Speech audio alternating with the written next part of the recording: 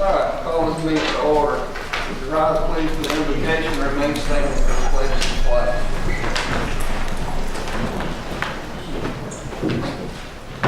Father, we're thankful for this opportunity that you give us to come as representatives of the people of this great county to discuss the ways and means to operate the business of this county. We just pray for your wisdom and your guidance in all things that we consider. In Jesus' name, amen.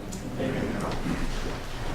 I pledge allegiance to the flag of the United States of America and to the republic for which it stands, one nation, under God, indivisible, with liberty and justice for all.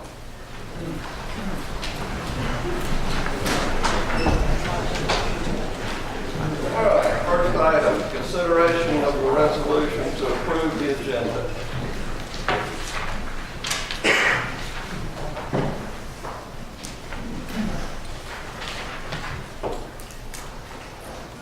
I found one little mistake there on number 4, on new business.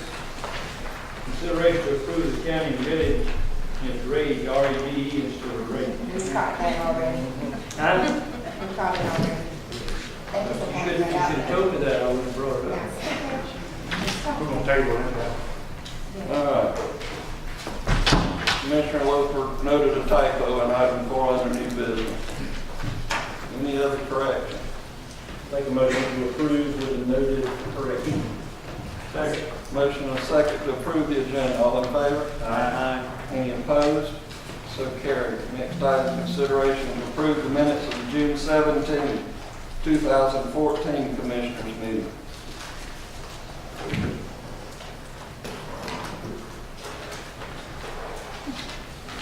Make a motion to approve. I have a motion and a second to approve as written. All in favor? Aye. Any opposed? So carried. It should be noted that public comment should be limited to the items on our agenda only, and that all correspondence and documents from this meeting are located in the clerk's office and on the Board of Commissioners website. Next item is our consent agenda. First item, consideration to renew the lease agreement for the Brown Building located at 508 Pine Street. Mr. Chairman. Sir. How about taking that one off the consent agenda? I'd like to talk about that a little bit. Number 1? Number 1. All right, well, let me read them and then you can approve the one taken off, okay? Okay. Which is occupied by the Department of Juvenile Justice and the Public Defender. Item number 2, consideration to approve the second reading of an application by Tim Wordike to rezone 8 acres located at 3263 Blue Jay Road from AR1 to I1, map number 373, parcel number 36 in the 1st District. Item number 3, consideration to approve the second reading of an application by John Burns Jr. as trustee to rezone approximately 30 acres located on Midland Road from AR1 to I1, map number 373, parcel number 18 in the 2nd District.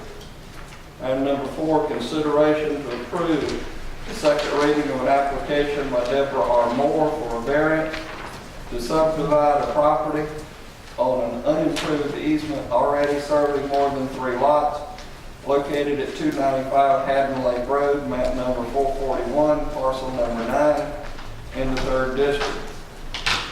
Item number 5, consideration to release sanitation fees as submitted by the Sanitation Department. Commissioner Loper, if you wish to make a motion as such to approve the consent agenda and move item number 1 of such to new business, you may do so. Well, actually, the consent agenda is each individual item. We didn't say we'll approve in bulk. So actually, it would be we'll hear item number 1 and then make a motion to the rest of it. He could make a motion to approve items 2 through 5 and remove 1 to be heard as discussion. If you want You to. can put it as new business number 34. Okay.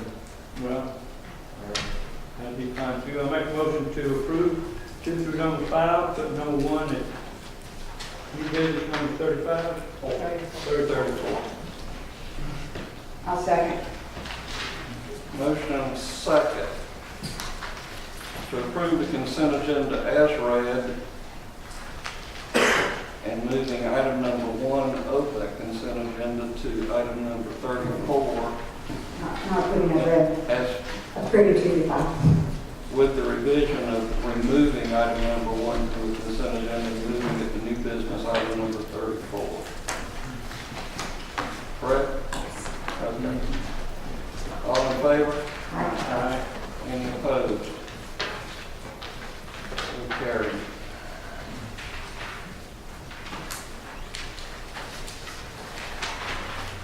All right, first item under old business. Planning Board recommends to deny an application by Robert Miller for a variance from section 3.3, accessory buildings in residential district located at 100 Clydesdale Court, map number 376D, parcel number 109 in the first district.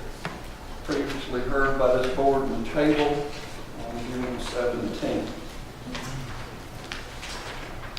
Yes, sir. George Shaw, Planning or Zoning Administrator. You tabled this so at least one or more of the commissioners could go and look at the site. I believe Mr. Floyd has been there and he included some photographs that he took in your packet.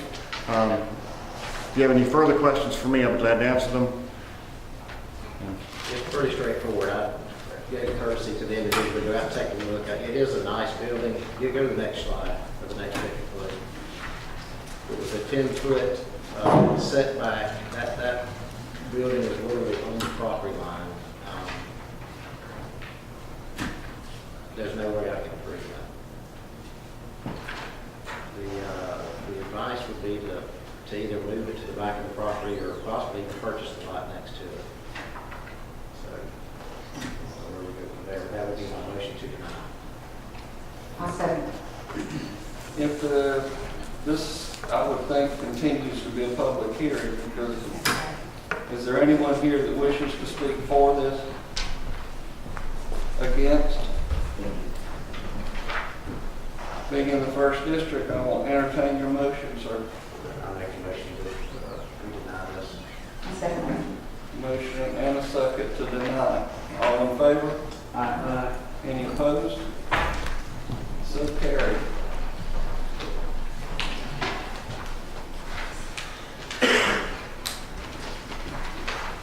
All right, first item under new business is what everybody's here for. Water and sewer rates. Consideration to approve a revised schedule of fees for water and sewer. Before we start, let me ask Commissioner Jones to make a statement that she made earlier in our workshop, if you would. Appreciate y'all coming. Sorry that you find the need to be here, but I had made a statement at the 4 o'clock workshop, and I'm sorry for those who had to listen to it again, but we've had so many new people come in that I think it's important that they hear. Due to the fact, and I'm choosing to make the statement because I was very proactive in this, due to the fact that approximately 75% of the water and sewer customers are all located in my district. And during the downturn of the economy, I have advocated and fought for not having water rate increases over the past 4 years. During those 4 years, we had 1 year that we did follow what the Savannah charge was. But other than that, we have not followed that charge, so that we're a little bit behind on catching up with what Savannah had charged us. So for that reason, I was not opposed this year into trying to make some kind of adjustment, but what ended up happening, unfortunately and incorrectly, was that the adjustment turned out to be much larger than we understood or anticipated, and we should have been able to better understand that.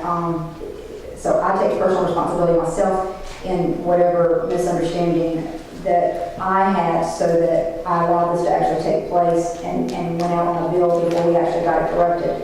But something that I want to advocate for is that the moment that we saw that the increase was much more significant than what we had planned for, we attempted to send a special call meeting so that it would only affect one bill, but we ended up not being able to do that because some people were out of town. And so we had to place it on this particular agenda, and I asked to have it on this agenda with the request that we do a revote on the rates. And based on our discussion at the workshop, I believe it appeared, I didn't have really hear anybody completely object. What it appears that we're going to do is option number 1 that's been presented to us, hopefully, is go back to our old water rates with only a 16-cent increase, which is what the 16 cents, what it takes to catch up to what Savannah's bill has been billing us. And we peel back the deposit, the extra deposit, we peel back to the base rate, and also credit the last 2 months' bills where you have been charged this extra amount that was more than anticipated. So we should be correcting the mistakes that I feel that we've made, and then also only increasing to a 16 cent. That should be the increase.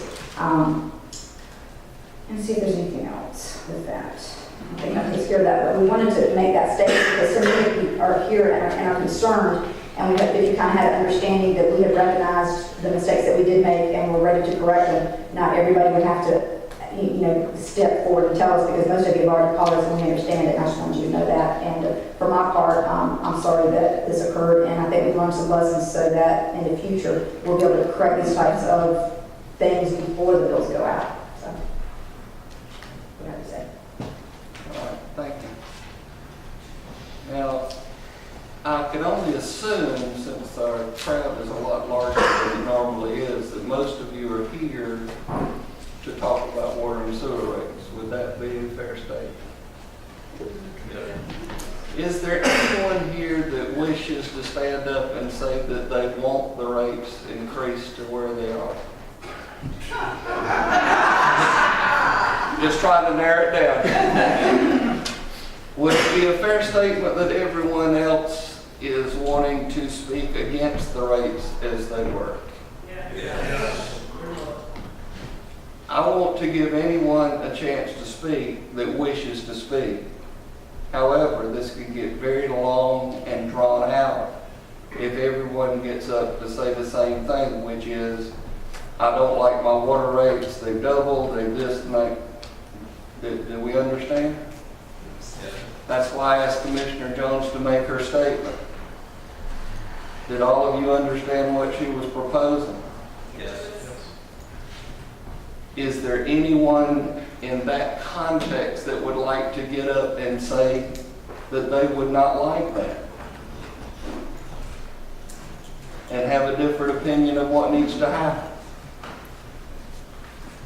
Then I think we can narrow this down tremendously.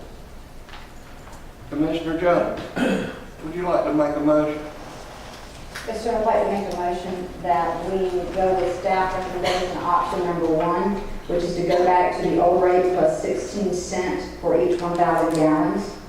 Also, additionally, credit back all customers' billing for the months of June and July to the old rate. And number 3, go back to the old deposits. Number 4, go back to the old base rate. And number 5, do not charge any late fees for that time period as well. Is there a second to that motion? I'll second that. I have a motion and a second. Now, with that motion and second being on the floor and you being heard that in the public, is there anyone here that wishes to say anything? Don't shoot yourself in the foot. So, just real quick, another concern I had was when the reading, the charges are the same for the sewer and the water. So if you use 20 gallons of water, you're getting charged for 20 gallons of sewer. That is correct. That can't be right, because that shouldn't be right, because if I get a glass of water out of my sink and drink it, that's not going in the sewer. If I water my grass, that water doesn't go in the sewer. If I wash my truck, that water doesn't go in the sewer. You shouldn't be charged for the same reading. Sewer's not metered. And I guess what I would say that, Mr. Travis, I'm not sure, I can't remember your last name, but is that for tonight's purpose, that may be something we absolutely need to take up. You're bringing up a point. That's how they've always built it all these years in the past, but you're bringing up a valid point, I think. But it's a different point for consideration than tonight, because we have to figure out how to handle that. It's different than what our old rates are, because we have to either assign a new meter, which is something that we may do, but for tonight's purpose, I don't think that can be resolved tonight, but that is a valid point that we may need to look at. Okay, thank you. Thank you for that. Anyone else? We have a motion and a second on the floor. Is there any other discussion?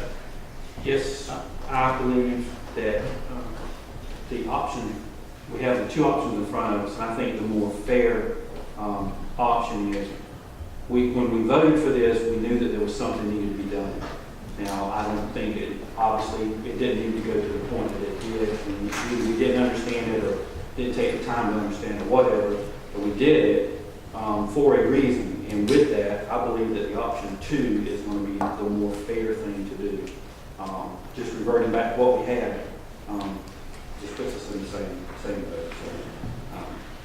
But I believe option 2 is more fair. And I concur with him, maybe not 35 cents, maybe 25 cents. I think we need to get, what's 25 cents, 1,000 gallons, no hurt anybody. The base rate and everything she said, I'll go along with it. He said, I'd like to see the 16 cents increase to 25 or 35 in Mr. Mason. Well, I'm going to say from my perspective, I mean, my motion will stand, and the reason, you know, there's a lot of reasons as to why we made a decision, and we knew we needed to do something, but some of it was misinformation that we provided that had to be corrected, so.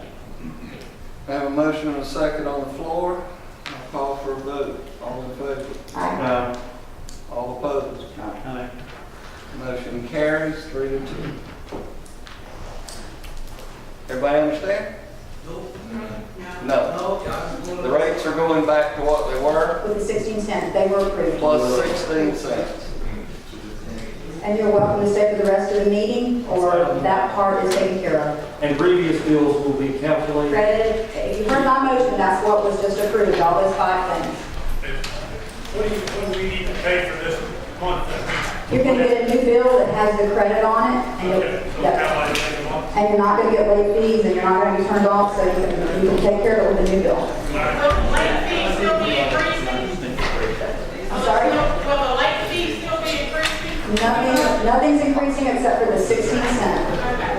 So moving forward, it won't go up. That is correct. No. Moving forward is It's 16 cents. moving forward is a broad statement. That is the action the board just took to revert the rates until the board votes to raise rates again or do something else. Infinity. It's not going to be forever. I understand things have to go up. I got you. I got you. And I'm really glad that y'all, have responded to us. I like it. Me personally, I've done a lot of emailing and calling and talking, and 3 of your board members really responded to me, 2 did not, since June 20th, and they really made me feel tons better about it, that they cared about us. I just want to make that statement. Thank you. That I appreciate y'all taking your time and talking about it and getting back with us and doing something about it. All right. Thank y'all for coming. Sorry to put y'all out. Yes, ma'am. Just a quick question. I live in Goshen, off of Goshen Street, and less than 40 feet from me is 2 different apartments. And one I'm of sorry. State your name for the record, please. it's on Pamela Collins, and I live in Goshen Crossing. And less than 40 or 50 feet from me, I'm not really sure, water is restricted by the apartment complex. I just moved here from out of town. I did not know that I had to come to Springfield to get my water. Can they not allow us to get our water from our apartment complex because it's like Goshen 1 and Goshen 2. But Goshen 2 had to come here. I don't understand. I don't know enough about it. But I think there's 2 different providers. 2 providers, 2 bills. you have to go wherever the provider for your service is.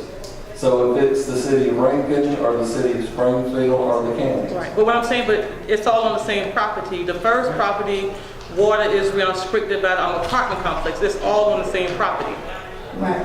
Mr. Liotta can help you. If you can discuss that with him, he can help you. Yes, sir. Just a question, is it across all districts or just a couple of districts that the rate hikes are? No, it's county. Just where the water and sewer is located, which just happens to be in mostly 2 districts. But wherever our water and sewer is located, So we're choosing and picking what districts get the raises? no. Yes. Countywide. Wherever the pipes are serviced, wherever the pipes are to get serviced, if you don't have pipes and you don't get our water, we can't bill you at all. But anybody that's on our billing is getting the same bill, same service. Nobody's getting billed differently. State your name and your question again. I don't really understand. Okay, I'm just Tom Kane. My question is, Why is it just across a couple districts? Why isn't it across the whole county? If you're gonna do a rate hike, why do you just do, pick and choose what districts? Let me, Effingham County, we can only control our system. Okay. So it depends on where our system is. Okay, so the other districts don't pay Effingham County is what you're saying? There just happens to not be any water lines that they are serving that area. Most of the county is on A lot. wells and septic tanks. Okay. That's what we're referring to. Or it may be on a private water system such as Lakeside or South Atlantic or Consolidated or something. I just like wanted to get the clarification, so we have a lot of people here probably didn't understand that either, that, hey, why we just choose it in, a couple districts and say we're gonna hike these folks up and not these other folks, so. It just happens that most of our customers are in the first. That's what we said. Okay, I understand that part. I just wanted to be able to clarify that, because we had a couple of questions out here about that too, and we're looking at, well, why is it only these districts? We So want you to understand. We don't want trust me, we want to understand, trust me. From where you standing to the north end of the county, they don't have any. And it would cost millions and millions of dollars for us to run pipe out there, and that's why it's not All there. right, well, thank you. All right, sir. Thank you for coming. Anything else on water and sewer that we need to discuss? Yes, ma'am, come forward, please. Hello, my name is Chantel Johnson. I'm just speaking on behalf of some of the residents in my area. And it seems like the bigger their house is, the more their water bill was.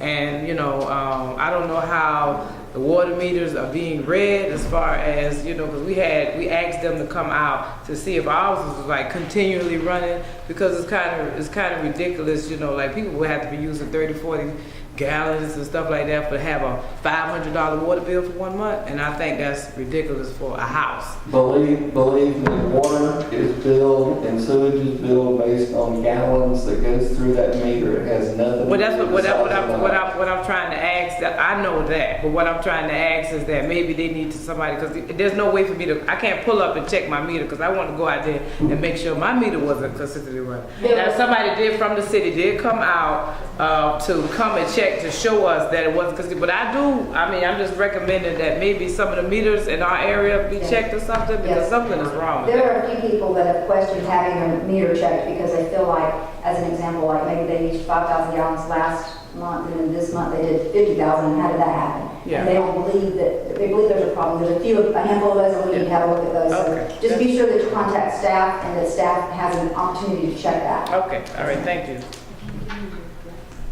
There's a gentleman here with one more question, I think. Hi, my name is Jason Mullenix. I live in Buckskin, and I've been in contact with Congressman Jones and also. You just got a raise. I'm sorry, Congressman. But had basically the same thing, same issue. I've had pretty much the same water bill for the last 4 years. I don't run irrigation. I don't run anything. It said I went from using 4,400 gallons the prior month to using 33,000 gallons. I don't do anything. I don't water my lawn. If I had enough money to asphalt the entire property, it'd be done. I'd have pretty fake trees in the house. And nothing's, the guys came out, read the meter. They said I don't have a leak whatsoever in my home. There's a little red meter that runs on it. They said it was completely stopped when they turned off the faucet. And nobody seems to be able to figure out what's going on as far as how it went from 4,000 to 33,000, and the bill this month is back down to 4,700 gallons. So I went up basically 8 times the amount of water, and my house is completely watertight. And Toss, what I had told him was just as of yesterday, was that because staff's already looked at that, and he said they thought it was a quandary as well, that we're going to put that with you and see if you try to see what we need to do at this point to figure out how that could get going. We don't know if there's some problems with the reading or not, but want him to get with you about that. And my first cousin had the same problem over on Blue Jay in Hodgeville, about 5-6 miles away. Has basically the same thing, uses about 5,000 gallons of water. He got billed for 30,000. Doesn't do any irrigation, doesn't do ponds, doesn't do, I talked to Joanne today, and she said that, having water soaking pipes and stuff like that, like I said, that's, God handles that. He waters my yard, I don't, and that's just, and when, it all came about, it was a big, well, you used it, you need to pay it, get over it, let's get the bill, I need your money. And it was, basically no customer service involved. We've talked about that, everything's fine, and I understand stuff happens, everybody's under stress, but trying to alleviate where an extra 29,000 gallons of water leak. And when the guy came out to my house, he said, I had basically the driest property he'd seen, and people that normally had this issue are running sprinklers and everything nonstop, day and night, and it's like a mosh pit when he goes to their yard.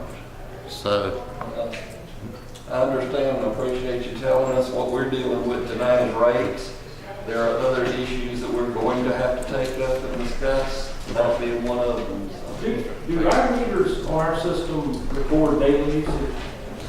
I know City of Rankin does. They actually had an issue and got a report, and it graphed out the daily usage, and I narrowed it down. My sprinkler system, I know that's not your case. Do you want me to? Sure. Okay. Just. We have switched to a new type of meter that we're installing now. So all the meters that have been installed in the last about year and a half or so have that capability. As of yet, we do not have the direct capability of retrieving that information off of those meters as of yet, but it is something that we are actively looking into and expect to have resolved in the next few days. I just say, it helps solve my problem. Yes, sir, but it won't. The thing is that it won't affect all the rest of the customers on the old style meters because they don't have that capability. Until their meter fails, we'll replace it with a new style meter. But that's the way it stands right now. Okay. Anyone else? Next item. Am I correct that we are going to have to table the next item? Mr. Chairman, items 2 through 5 need to be tabled, and you can do 6 or 7 at your discretion, so we'll have to have a call meeting to approve 2 through 5. We can do 6 or 7 at that time or now. 6 and 7. The sanitation and fire fees. Can I have a motion to table items number 2 through 7? Why are we on the table? There was an issue in the advertising. It was advertised 3 days. We had to have 14 days, and we missed about 3. 3 through 7? I'll make a motion that 2 we, through 7. I'll make a motion that we table items 2 through 7 for, do we do a day for the special call meeting? We can do this on the 29th, correct? Yes, So our sir. next meeting. For the next meeting on the 29th. That will be 14 days from the time when the paper will be the 29th. It has to be certified in the state by the 1st, so we really have to go on the 29th. I have a The next- motion Yes, to 29th. Yes, ma'am. No, we're adding that in special call.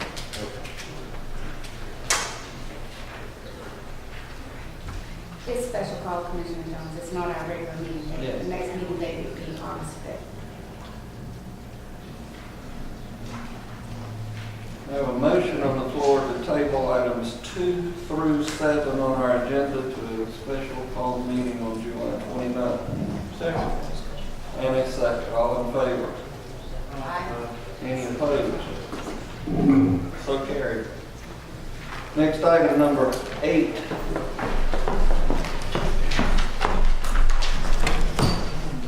Consideration to approve and execute a memorandum of agreement with Savannah Technical College Adult Education Department for GED testing at the county prison. Good evening, Fiona Charlton, purchasing agent. Good evening. Effingham County Prison is required to offer GED testing to the inmates, and the board currently has an agreement in place with Savannah Technical College for GED testing, which expired on June 30th, 2014. A new agreement has been received, which will be effective as of the date signed through June the 30th, 2015. Testing will be administered at the prison at the price of $40 per subject exam, $21.60 per hour administrative fee for the examiner and materials. Having testing done at the prison saves transportation and staff time. The agreement has a 30-day termination clause and has been reviewed and approved by the county attorney. The GED testing is inmate funded. Staff recommends alternative 1, board approval and execution of the agreement with Savannah Technical College for GED testing at the county prison through June the 30th, 2015. Any questions? Any questions or discussion from the board? Can I hear a motion? Make a motion to approve alternate number 1. Second. All in favor?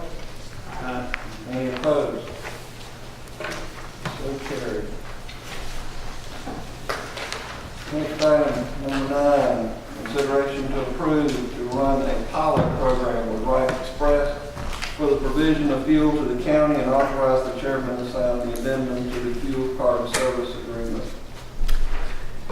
The county currently has an agreement in place with Fuel Man for fuel management. The agreement has been in place since 2001. An RFP for fuel management services was issued and posted on the usual websites, advertised in the local papers and sent to known vendors. A mandatory pre-bid meeting was attended by 3 companies, but no bids were received. As such, staff would like board approval to run a pilot program with Right Express and hold the State of Georgia Fleet Program contract. The pilot program with Right Express will allow the county to use approximately 10 fuel cards for 4 to 6 weeks in order to determine if they offer a more cost-effective option than the one currently in place. To enter the pilot program, the county needs to execute an addendum to the agreement between Right Express and the state that can be cancelled at any time without penalty. The agreement between Right Express and the state, together with the addendum to the aforementioned agreement, have both been reviewed and approved by the county attorney. Any questions? Any questions or discussion from the board? I'll entertain a motion. Make a motion to approve alternate number 1. Second. Motion and a second to approve alternate number 1. All in favor? Aye. Any opposed? So carried. Thank you. Next item, consideration to approve to accept an amendment from Aramark Correctional Services LLC for a per meal increase. The county currently has an agreement in place with Aramark Correctional Services to provide food service for the jail and prison inmates, jail staff, senior citizen program and the summer food program.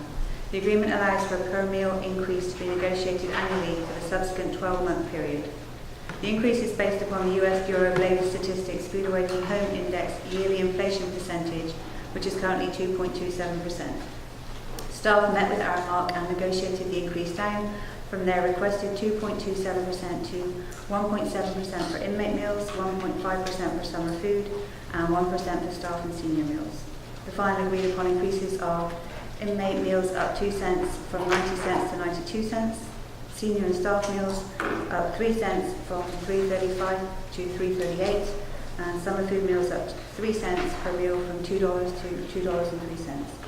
Funding is approved in the current budget, and the amendment to the agreement between Aramark and the county has been reviewed and approved by the county attorney. Any questions? Questions, discussion?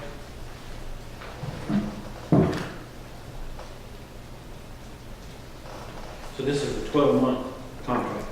So this will be for the next 12 months. Yeah, we have the 3-year contract in place with Aramark, and every year we renegotiate as per part of that contract because of the cost increase in food. This is the one that we saved like $600,000 Yes. last year, and now we're going back up a tiny bit, but something like just a few thousand, not even very little. And we negotiated it them down from what they wanted from us. So. But we already knew this budget and we put it in the Yes. budget. Yep. Remind me, do we have an early out clause in this contract? Do you know? Yes, there should be.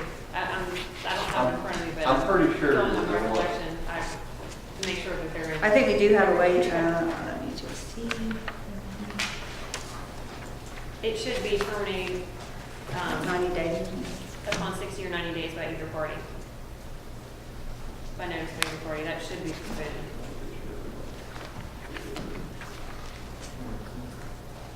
Okay. I'm pretty sure that you're right. I didn't go back and look at the agreement. The agreement was signed last February. I'll make a motion that we approve staff recommendation alternative number 1. Second. Motion and a second to approve alternate number 1. All in favor? Any opposed? So carried. Thank you.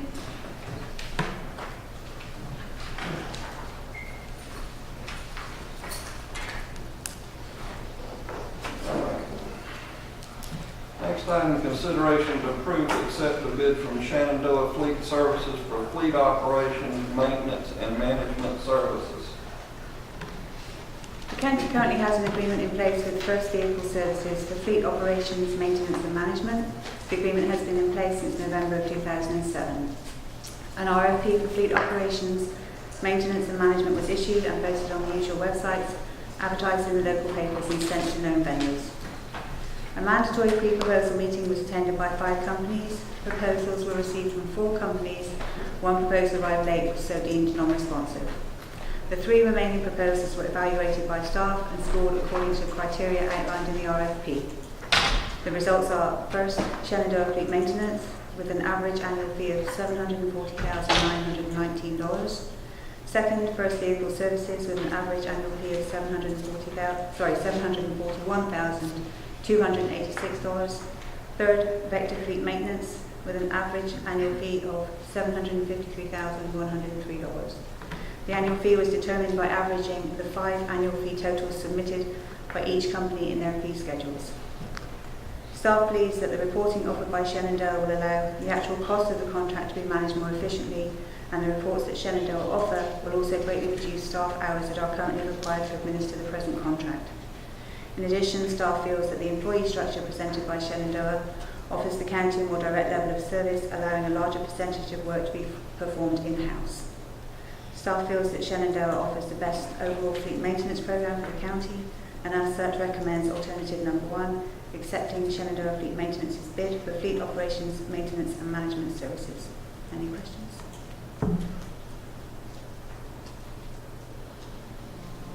When will this take effect? We haven't negotiated that yet, sir. Probably beginning of October. We have. This is just to accept the bid. This isn't for a contract.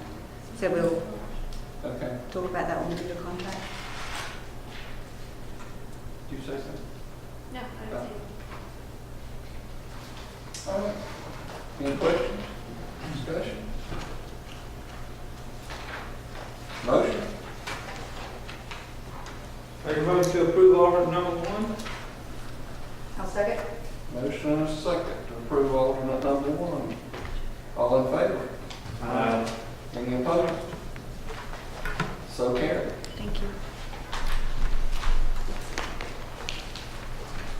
Next item, consideration to authorize the chairman to sign revisions to consent orders related to allowing establishments to operate gambling machines. Mr. Chairman, we can do this now. We'll wait out. Mr. Kicklighter intends to be here. He is not here yet. If you want to put it off, or we can go back. As we live and breathe. There it is right there. Never mind. Mr. Kicklighter, you're right on time.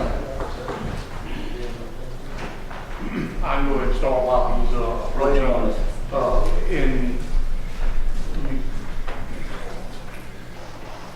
This is on the lottery machines? Yes, sir. My name is Mickey Kicklighter. I'm here to speak on behalf of the owners of the stores. This has a little bit of a history. If you'll recall, these machines used to not be in compliance with the law. There were several stores that were found to be operating the machines by the Effingham County Sheriff's Department. A sizable amount of money was seized as a relation to that. In a resolution of the condemnation on that money, an agreement was entered into as to the amount of money that the county would receive, which was in fact received by the county. And as a part of that agreement was that these stores could not operate the machines without permission of the Sheriff's Department and the commissioners. Well, since that time, the law has changed and the machines are now authorized and part of the lottery system. And so this was just an attempt to bring that old court order in compliance with the law. We've talked to the Sheriff's Department. They're fine with the machines as long as they're operated in compliance with the new law. And this was to bring it in front of y'all to make sure that y'all were aware of what was going on and hopefully agree that the machines could be placed in these stores, because all the other stores in the county can have them now. It's just these stores that were involved in that incident that can't have them. So we would ask that y'all allow them to operate them in compliance with the new law. Thank you. Now that they're legal, is the consent order that was actually in place even valid any longer? Probably not, to be perfectly honest. I don't think it is valid anymore. Chairman, I was actually going to make the suggestion that perhaps we could just maybe Mr. Picklider and the sheriff could agree to just simply rescind the consent order with permission of the court, as long as all of the money has been returned to his clients, because Years ago. the provisions in question now are preempted by state law, and there's really nothing I for us to really- agree to. Don't see any action. And I'm fine with that. That would be a perfectly reasonable resolution. I mean, if your client's willing to do that, and the court is willing to simply, Rescind vacate the the order. orders, That's then, fine. there's nothing for the county to have to act on at that point. As long as I'm authorized to say that y'all are in accord with that, that would be fine. The devices at the time were illegal, they are no longer illegal. Should we just make a motion to not take action at this time? Well, I think what Mr. Mallard wanted, and Stephanie spoke with him, was to know that the board and the sheriff did not have an issue prior to doing that. And I'm kind of looking at Stephanie because she had that conversation. That's correct. But it sounds like we're being told we don't even have the power to have an issue. Well, you have the power to agree to the consent order that we've proposed. There's nothing wrong with doing it that way, but there's also nothing wrong with doing it the way Elizabeth. I mean, both of them reach the same thing, which is it gets rid of the order that's out there. I personally think it would be cleaner just to do away with the consent order altogether, just because if it's still out there, who knows what the legislature will do? They may change the law again, and that might revive it and bring it back up. Can we simply, as a board, vote or vote to or not to consent to revisions? Recension of I would say, I guess the way it needs to be worded would be to vote to consent to vacate the existing order. Is that good? That's fine with me. And really, the board at this point would be taking no action on the consent order before them. They would just, Sorry. be an assurance That's that the board, In other words, let's just quickly simple. Do we need to take no action, one, or do we need to take a vote that we give consent or go along approval and for them to vacate the order? Which one? I think the board can vote to vacate the order, to approve to vacate the order. We consent. That's what number one Consent to says. vacate. Have the order vacated. Thank you. That would be Be perfect. clear. Okay. That's what number one says anywhere, doesn't it? Well, it How says is that that we right? consent to the revisions. If there's a revised change. But we're not going to revision. Yeah. So can I have a motion to consent to vacate the existing order?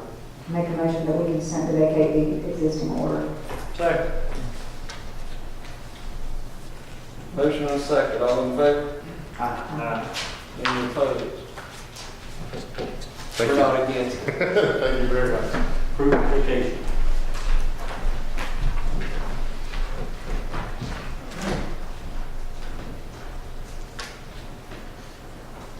Next item, consideration to approve a Seaguard Astro 7.14 upgrade with Motorola Incorporated. I'm looking for the Star Trek people. Edwin Meyer, EMA Director, Effingham County. As you know, Savannah Chatham owns the communication system core in which Chatham, Bullitt, Bryan, Glenn, Liberty, and Effingham County operates. This collection of counties makes up the Seaguard network, but it is important to remember that ultimately the core belongs to Savannah Chatham. On August 6, 2013, I advised that if Seaguard as a whole decided to upgrade the software to the core, that we would basically have no choice but upgrade our software as well if we wanted to maintain our functions. Savannah Chatham has reserved $1 million for their portion of the 714 upgrade. So unfortunately, on behalf of the Radio Communications Group, I must come before you and recommend approving alternative number 1, which would upgrade our communications software to a 7.14 from a 7.7. Has Chatham County already done the upgrade? Or they're planning to do their upgrade? They have already allocated the funds to the commissioner. Have they done the upgrade? Oh, no, it would be a collaboration effort between all the counties at one time. No. Yeah, the agreement contemplates everybody doing it at one time, basically. If you read it, it's contingent upon everybody else. So that just what Mr. Meyer said, nobody gets left off the system, if you will, incompatible. Correct. From my understanding, this is something that they were going to do in the future, and they decided to move it up, right? That is correct. The timeline. That is correct. It was supposed to be like another year or two out before they did this. It actually follows a mandate, federally mandated, that goes into effect in 2017. And if we do it now, it's 49,800. If we do it next year, it's 110. 110, yes. Do we have an answer to the other question? Yes, we confirmed it again yesterday. Sir? Using like funding. Yes, sir. We confirmed this report yesterday that they are still. So right in the budget.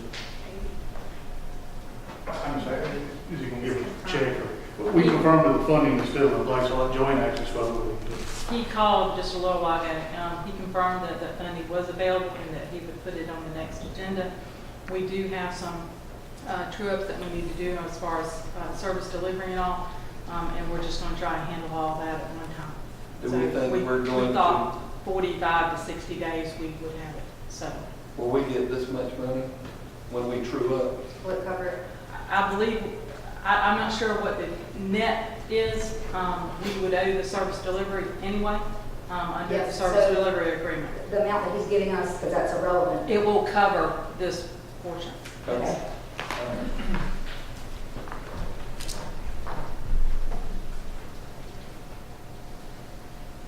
This was part of the upgrade plan that we've already been discussing and decided to move forward on, correct? This is a switch. This is another improvement that's because of federal mandates, Seaborn is saying we have to do.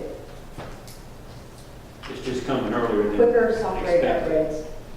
Quicker software upgrades. Is that right? In short version? So Chatham's pushing this, I mean, they're anxious to do this now. Well, They're on the it's, system. that's correct. Until 2017, that's 3 years out. There's no chance the mandate can be pushed out.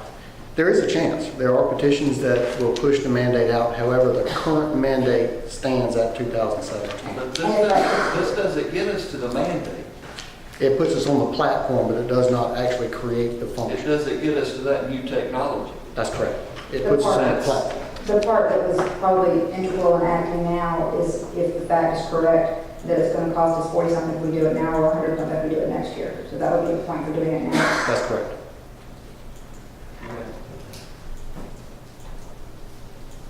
Motion. Make a motion that we approve the necessary upgrade 7.14.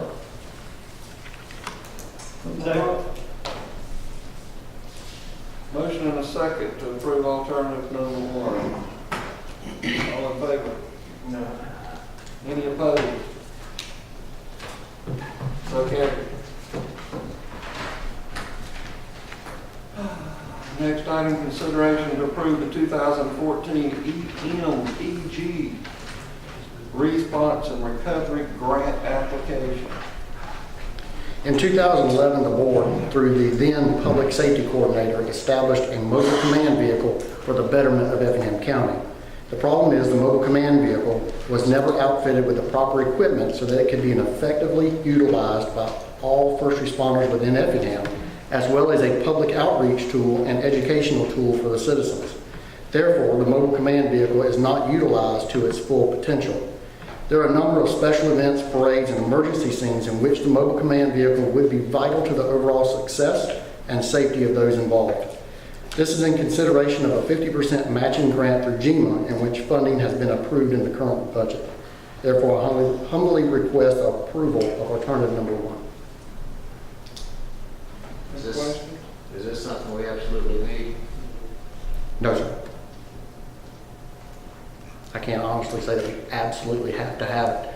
I can say that we have a mobile vehicle that we do not utilize at all, that we have already invested some money into, and it's just not up to standards.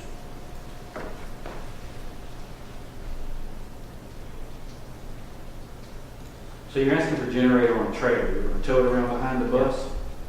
That's the That's the next. That's the next item. Okay, yeah. This is for equipment upgrades for a mobile command vehicle that we currently own. Did we receive all the paperwork? Is that the question I have?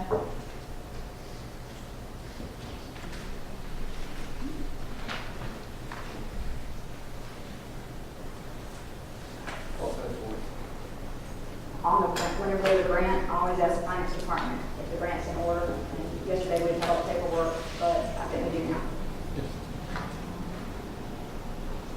spend $14,000, it's already in the budget to get $7,000 back Yes, sir. Yes, sir. That's correct.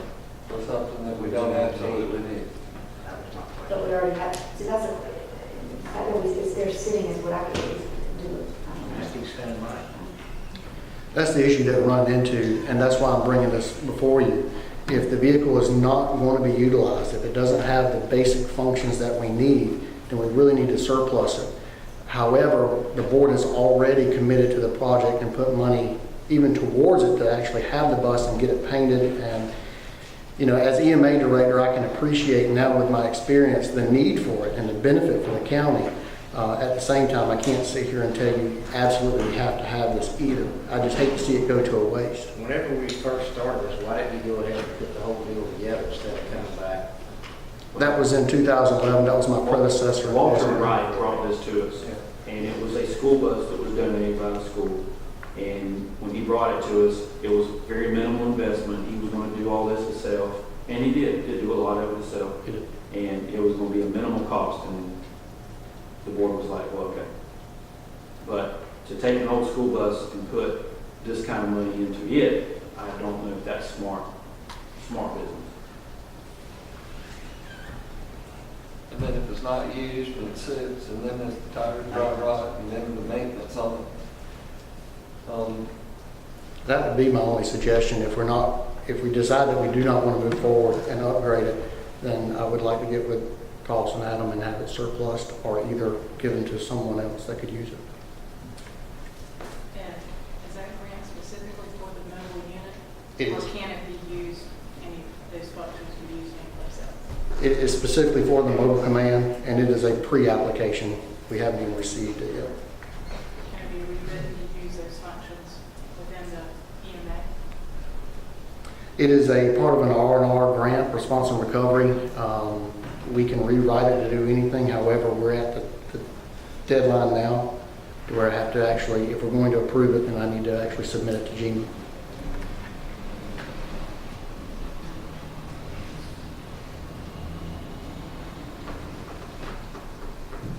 This is the same grant that was used last year. Mr. Jones, you were aware of the EOC and the way it looks now.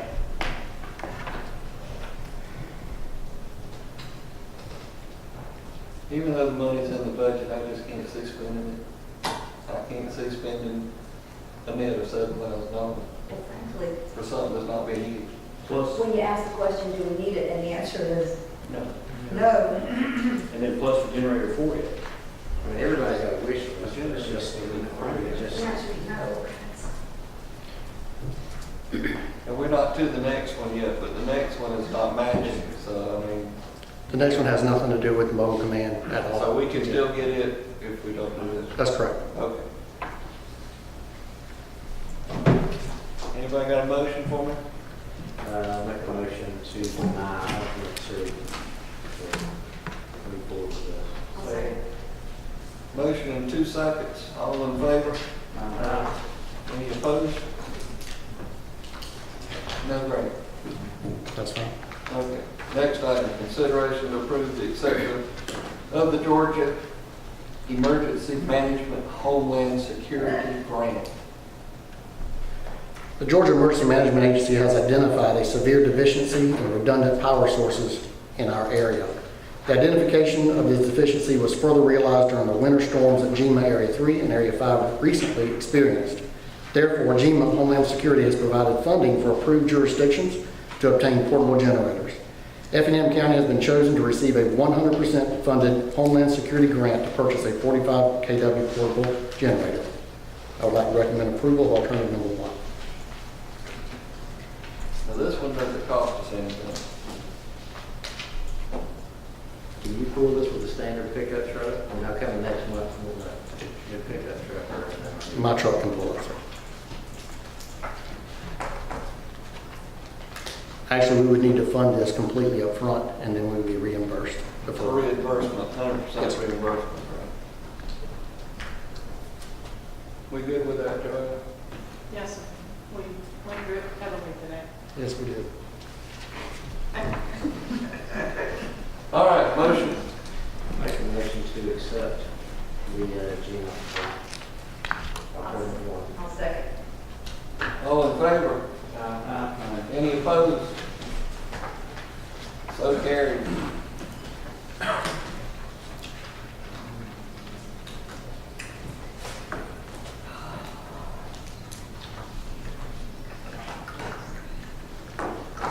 Next item is consideration to accept a quote and issue a purchase order to United Rentals for a portable diesel generator with tandem axle trouble. A request for quote for a Tier 4 portable diesel generator with tandem axle trailer was issued and posted on the ECBOC website, Georgia Procurement Registry website, the Georgia Local Government Access website, and advertised in Effingham Herald and the Savannah Morning News. Of the 7 sealed responses received, United Rentals in Garden City was the lowest bidder in our area with a quote of $31,947.37 for a Whisper Watt MQ 45 kW portable generator. Therefore, I'd like to recommend the approval of alternative number 1. What kind of engine on this, on United Rentals? What kind of engine does it have on it? It's the new compliant Tier 4 emissions grade. Isuzu. Isuzu. Is it as good as the Caterpillar engine? From what I have been told, yes. Is this a misprint? Tier 4 saying United Rentals was the best price. Energy System Southeast at $28,000. Is that a misprint or should that be $38,000? No, sir. It was $28,820. That was a company out of Atlanta. And in reviewing all of them, they were offering a Magnum brand generator. And when issues of servicing came about, they were in Atlanta. Okay. We were somewhat closer. I'm just looking at the price. Any other questions?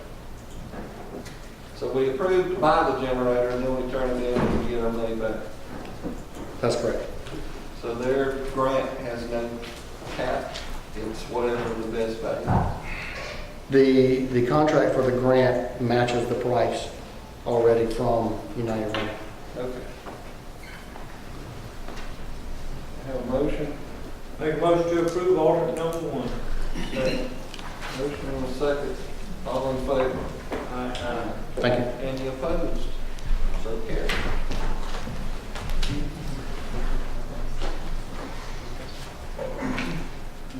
Consideration to approve a warranty deed and easement for the county pump station in Park West subdivision. Thank you, Mr. Chairman. The pump station in the first phase of what is now Park West, or formerly was Caribbean Village, was constructed by Effingham County back in 2004, 2005. It appears in a research that we've done, limited research that we've done, that the land upon which that pump station sits has never actually been legally conveyed to the county. At least no evidence of such could be found. And that property has been foreclosed upon in the last few years, sold to a holding company that's now owned by a company called REO Funding Solutions 2. The developer of the remaining phases of Park West has graciously worked with us and the holding company to resolve this matter. They have had a plat redrawn that I believe is in your materials that shows the actual pump station site. The former plat was just a square that really didn't geographically represent the lift station very well. They also have helped us with recording, or actually showing the easements on here. We actually went out and located in the field the actual force main lines that run in and out of that area so that the easements could be properly shown on the plat as well. They also provided a warranty deed. This was done by the developer, and then it was actually signed by the holding company. So at this point, everything has been reviewed, and as far as anyone can tell, staff recommends approval in the acceptance of the land upon which the pump station sits for actual ownership, legal ownership. So the documents in this book now incorporate all of the corrections and revisions and everything? This has been through several revisions, yes, sir.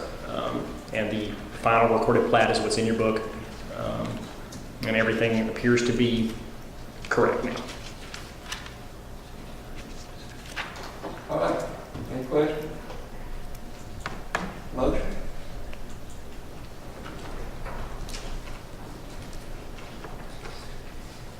Make a motion to approve alternate number 1.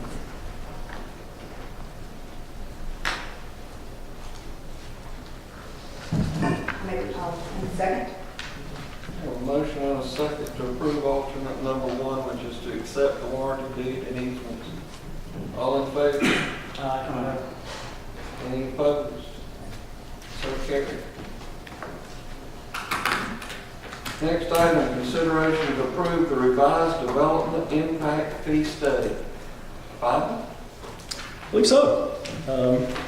As you know, this has been on the agenda quite a few times. It's been discussed, ad nauseum. Essentially, what we're looking at, and I believe you guys have been provided with, Steph, please correct me if I'm wrong, a revised staff report, a couple of pages out of the study that were corrected, the entire thing, and also the supporting document that goes behind the appendix there, which is from essentially a summary of the recreation projects that would be funded by impact fees. To make a long story short, essentially what we're looking at here is 3 incremental expansion projects, one at Sand Hill, one at McCall, and one at Baker. And then we're looking at 2 new parks, which would be one at the Atlas site and one at the former Effingham Middle School site, as well as a new gymnasium that remains to be seen exactly where that will be located. I understand that's going to be discussed later on tonight. At this point, staff, the attorney, I believe everybody's been through this many times. Adam and I have gone through it again one more time this morning, and everything seems to be corrected, and what you have should be approval at this time, unless you have any questions or concerns. Basically, what's the difference in what was handed to us tonight as compared to what's in this book that we had a chance to look at? It was just a couple of small changes. If you go to the and I don't know what number page it is in your book, but essentially it's the document in the back behind the study that says Effingham County Recreation Parks at the top. Previously, the Sand Hill batting cages with lights and covered was noted at $37,000. That was the cost. That's been changed to $45,000 based on some this basically the document that follows it. That was a correction. Those numbers have then been incorporated into the rest of the report, such that all the calculations balance out at that point. So there are changes to page 6 of the report to reflect that, and also page 7 of the report to also reflect that. Essentially, it's just that simple. So all the revisions from what we've just been given is basically on the back page and those costs, and then how it reflects back up. It reflects back on page 7, right? And then it's also, if you'll note on page 8, for example, under funding sources for parks and recreation, I neglected to add the words new gymnasium under the previous reversion, so you just have an insertion there of, in that last sentence, under funding sources for parks and recreation, splash and other revenue is available for the construction of a new gym, ... and the rest of the stuff. So that's just adding that back in. I'm in favor of getting this thing behind us, but I don't like getting stuff right at the last minute and having to look at it. When I had time to look at this. I understand, sir. These were based on some comments that were given to me just this morning. Any other questions? I agree with the comments on that, and at the same time, I think we postponed this thing about 10 times. Well, if that's all it is, I can see where that is, but I haven't had time to go through this thing page by page and compare. No, that's really it. I mean, there's no other substantive changes from what you're getting. Mr. Chairman, I'll take credit for that. I mean, there were some prices that were updated from the last ones that Steve was given. He prepared a report based on prices he was given. I neglected to check that in a new report. And the only change was to increase the prices to what our new estimates were, and then it flowed through. So again, it's certainly not his issue. It's something I didn't follow. If that's the sum total of the difference, and attorney and staff, and everybody's good with this document, I was okay with it. I'm ready to put this thing behind us. As am I. I've been working on it for a while. Sorry? I said, as am I, sir. I've been working on this for quite a long time. Good to see it go. Job security. Not at all. It's not even part of my job. Does any board have any questions or comments? Any questions? I will entertain a motion. Make a motion to recommend alternative one. I'll second. We have a motion and a second, alternative number one, which is to approve the revised development impact fee study, being the one that was given to the board on 7/15 today. Is that the motion? All in favor? Aye. Any opposed? So carried. Thank you, Mr. Chairman. No, thank staff for this. I know that's been a long process. Yes, sir. Okay. Next item, consideration to approve to operate and maintain a well, tank, and water system for Old Augusta Road development. As you may recall, back in February of this year, I think I approached you guys in committee reports under the discussion of this proposed development up near the corner of Chimney Road and Old Augusta Road South. At that time, the developers were considering using the plans that we had previously done to extend surface water from its existing terminus at the Park of Commerce and Highway 21 out Old Augusta Road to this development site. Those plans were provided to them after that meeting, and then they came back to us in May and asked whether they would, the board would be willing to operate and maintain a well instead of a connection to surface water. And that is their current request, that we do that instead. Essentially, what they're saying is that they put cost estimates to the design plans that they were provided. It's going to cost about $700,000 to extend that 16-inch water line all the way out to their development site. A well can be done for probably a tenth of that cost, in that neighborhood, $75,000 to $100,000. The county does have available groundwater capacity under its current groundwater withdrawal permit. I have to emphasize current. If you may recall, a couple of weeks ago, I mentioned to you all also in committee reports that I'm sitting on a stakeholders group that EPD has put together for the purposes of reducing future groundwater capacity and future groundwater uses in the red zone. So there is some concern that at some point in the future, our permit may be reduced. We do not know what it will be reduced or if it will be reduced.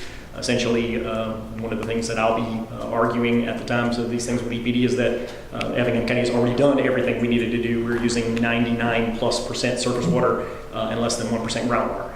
So at this point, there really isn't a whole lot of need for, we've already essentially done our share, so there's really no need for our permit to be further reduced.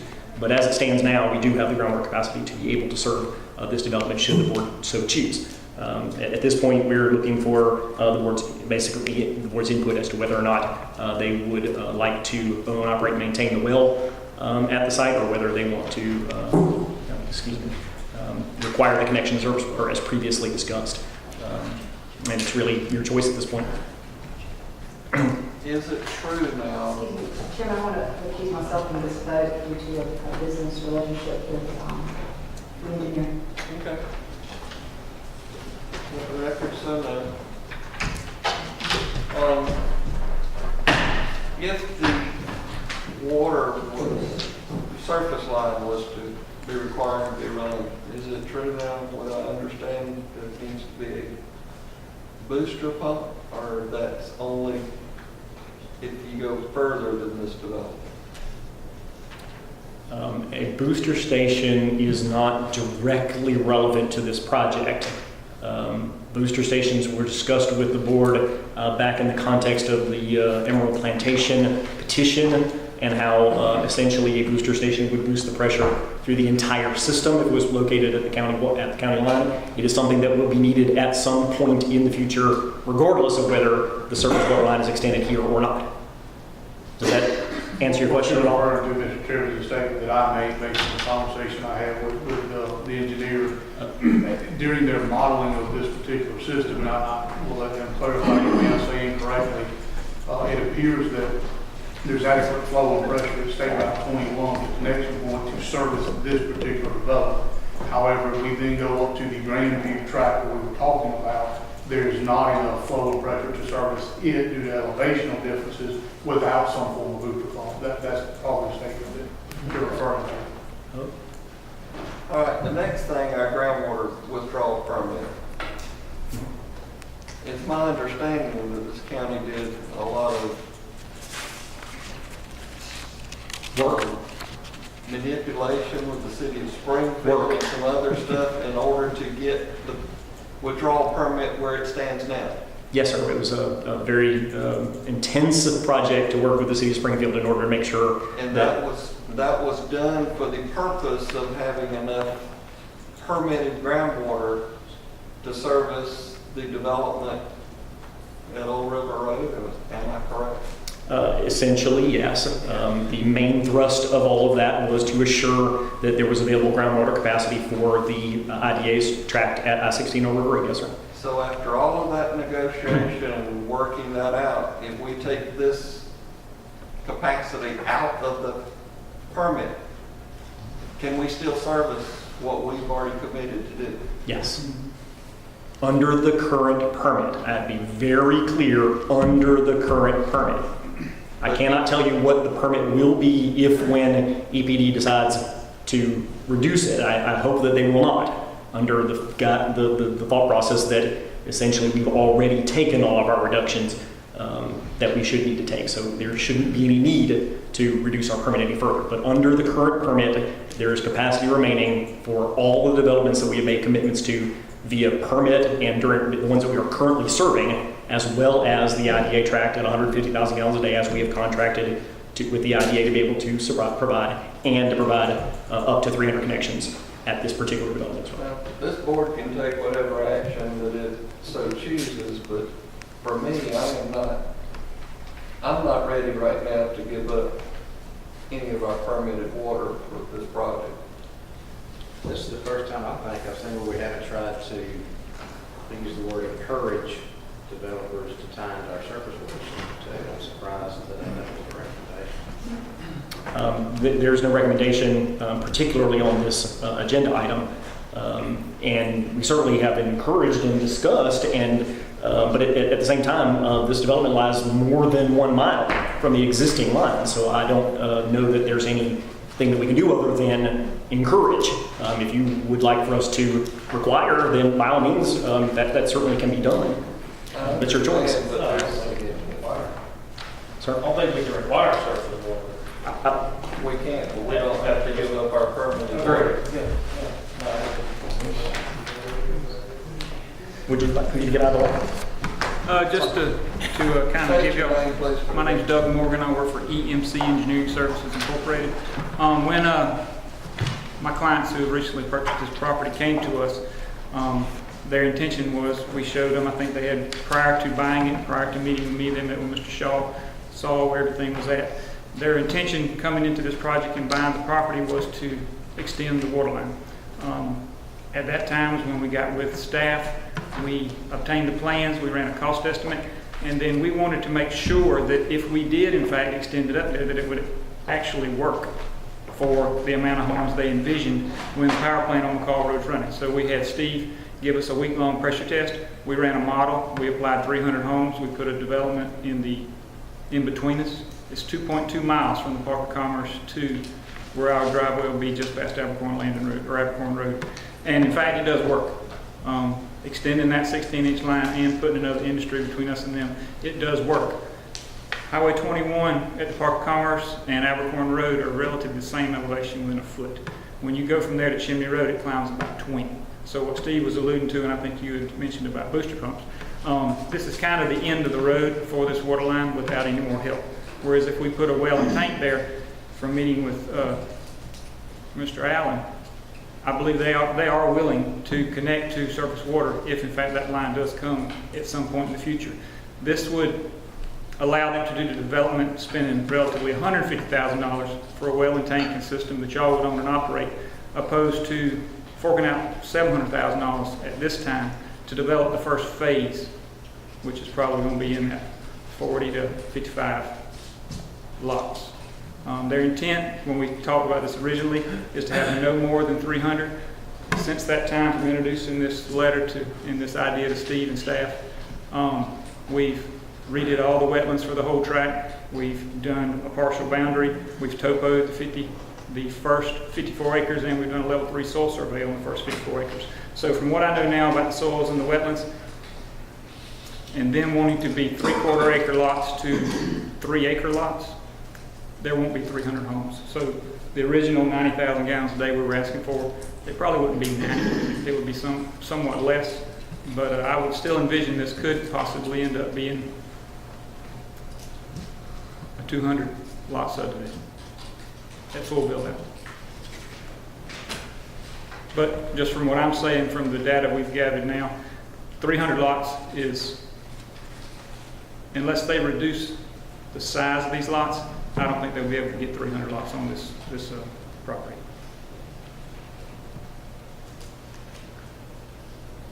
But it boils down to money for the first phase. 700 for 1,000 versus, I'd say, 150,000.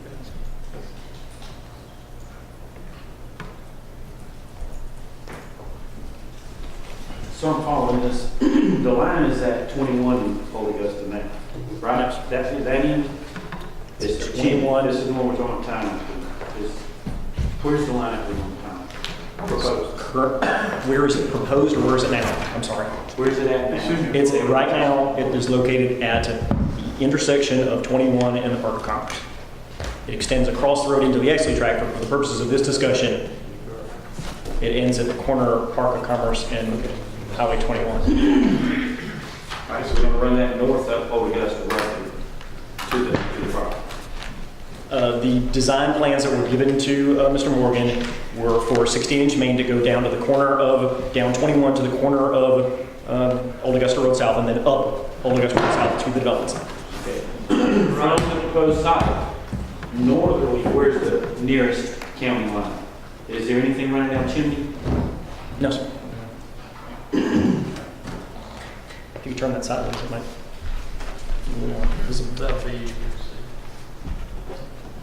Does that help at all? Or can you not see that? It's in your book, if it'll help. I see it, but I'm not seeing where the line. The line comes down Goshen, and it goes down Goshen Extension. Right, but it doesn't say proposed connection there. Oh. It's just showing some lines. That's just our existing infrastructure. That's just existing infrastructure. Yes. Okay. Yes, that on that screen is existing. Northerly, the nearest connection point is back out to Chimney Road and well, it wouldn't even be there. No, it wouldn't even be there. There's no ways to loop it, right? No, not functionally. No. In as much as the existing infrastructure is at the corner of 21 and the Park of Commerce, and coming up Old Augusta Road South is the logical way to reach the site, unless you wanted to cut through the property owned by the German fellow, which would require easements that we don't know if we can get because he lives in Germany. So when the 14-inch line was run to that spot where it's terminating right now, 16, what was it planning on servicing? Ultimately, it was put there specifically for the exit tract. And that's why it was terminated where it was terminated, because that project was specifically to provide water service to the exit tract. Now, that being said, I think it's always been part of the general thought process that water would eventually go up Old Augusta towards this area and the tract that was previously mentioned, which I believe there's a lot of drawings in relation to. I'm with Mr. Kessler. The big problem here is giving it that much permit.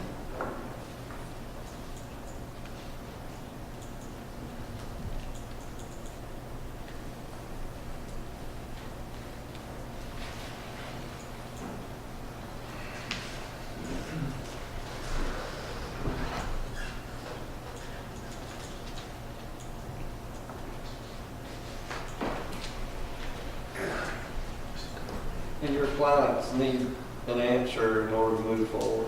Well, we would just like to know the board's position before we move forward. Is this a deal killer? Is the next step to come back and try to work out some partnering agreement? What would they need size-wise? So, in other words, to feed from where it is now, would they need an 8 or a 10 or a 12 for what they're proposing to do? I didn't run it with just one size line. I modeled it with a 16-inch line the whole way, like the county plans originally had the design intended for.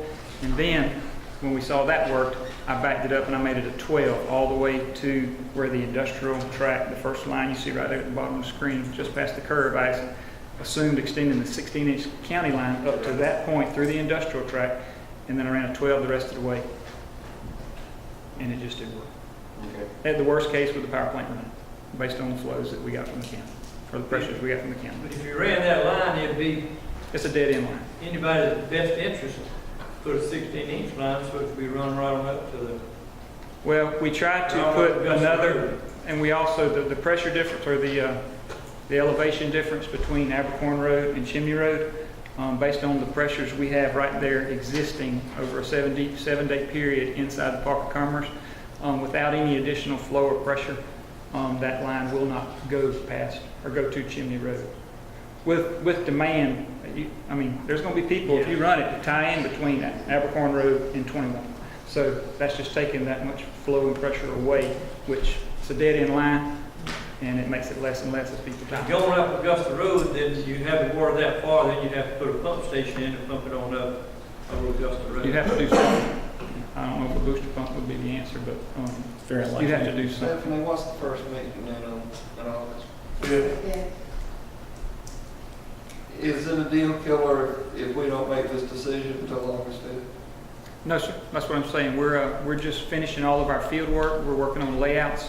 They're doing some environmental stuff on their side. We're just trying to stay ahead of the game. And this was one of the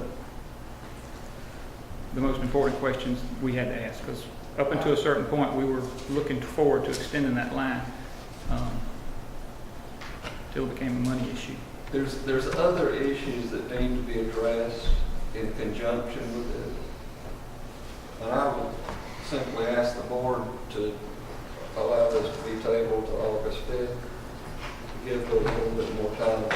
And I'm fine with that. And I apologize on my client's behalf that they were unable to be here tonight, and maybe they can be here to meet with y'all and talk with y'all about their intentions on the 5th. Is there anything in particular you need from staff between now and August 5th? Well, we can deal with that. I'm asking for the board permission to table it. Can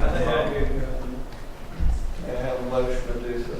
You want to let Mr. Kicklighter got some stuff out if you want him to. You want to talk At least to while him? he got stuff. I can come back on the 5th, or I'm ready to go now. I think we need to, all this other stuff that's in the works that you're already aware of. I'm happy to come back on the 5th, Your Honor. Your Honor. Lord, that's 2 promotions today. Vera got congresswoman, and I'm your honor. Can I have a motion to table this to August 5th? Make a motion to table item 19 to August 5th. Second. Motion and a second to table to August 5th. All in favor? And Mr. Chairman, if you would like to meet with me or my clients prior to that meeting, or anybody, just let me know, please. That's a good possibility. Let me know. Thank y'all very much. I was ready. I know you were. And Steve, we can talk about all that other. I wasn't trying to cut you short. Don't worry about it. Just let me know if there's something I can do. I got you. I'm impressed though, Nikki. I really am. Well, I borrowed these from Daddy, yeah. I think. I didn't make it. But thank you anyway.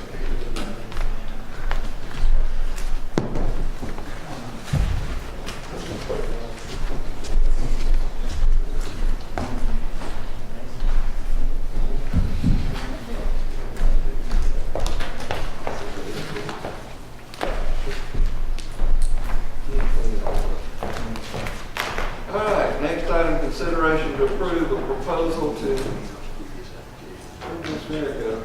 She can come back.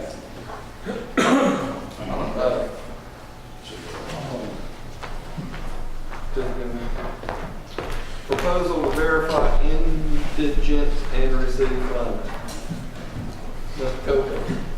Fines and fees are generated by our state and superior court at the Effingham County in order for the county to retain a portion of those fines and fees. The county must have a verification procedure in place to verify that a person applying for legal services qualifies as an indigent person under the Georgia Public Defender Standards Council adopted federal poverty guidelines in accordance with OCGA 1712-8. Counties who have a circuit public defender should have a public defender submit an application on their county's behalf, so says the council, with appropriate signatures. Our contracted circuit public defender has prepared the verification application memorandum on the verification procedure. By approving the memo and application, the county has outlined a policy which will be used by the public defender's office to verify indigent status, which would allow the county to continue receiving funds or a portion of these fines and fees. The memo and application have been reviewed by our county attorney and staff recommends approval. Any questions? Motion? Make a motion to approve order number 1. Second. I have a motion and a second on the floor. Mr. Jones has rejoined our group. Do you have any questions or to consider this item? No, solid was before now. Okay.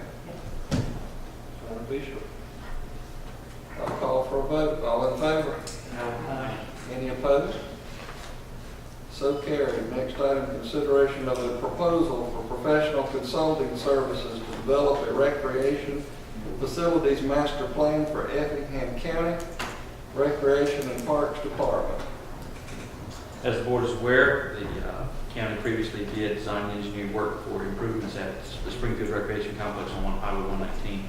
In June, the board requested the staff work with CHA to create a long-term plan and make recommendations on the future of recreational improvements in Effingham County, including whether the current recreation complex on 119 was adequate and or worth improving.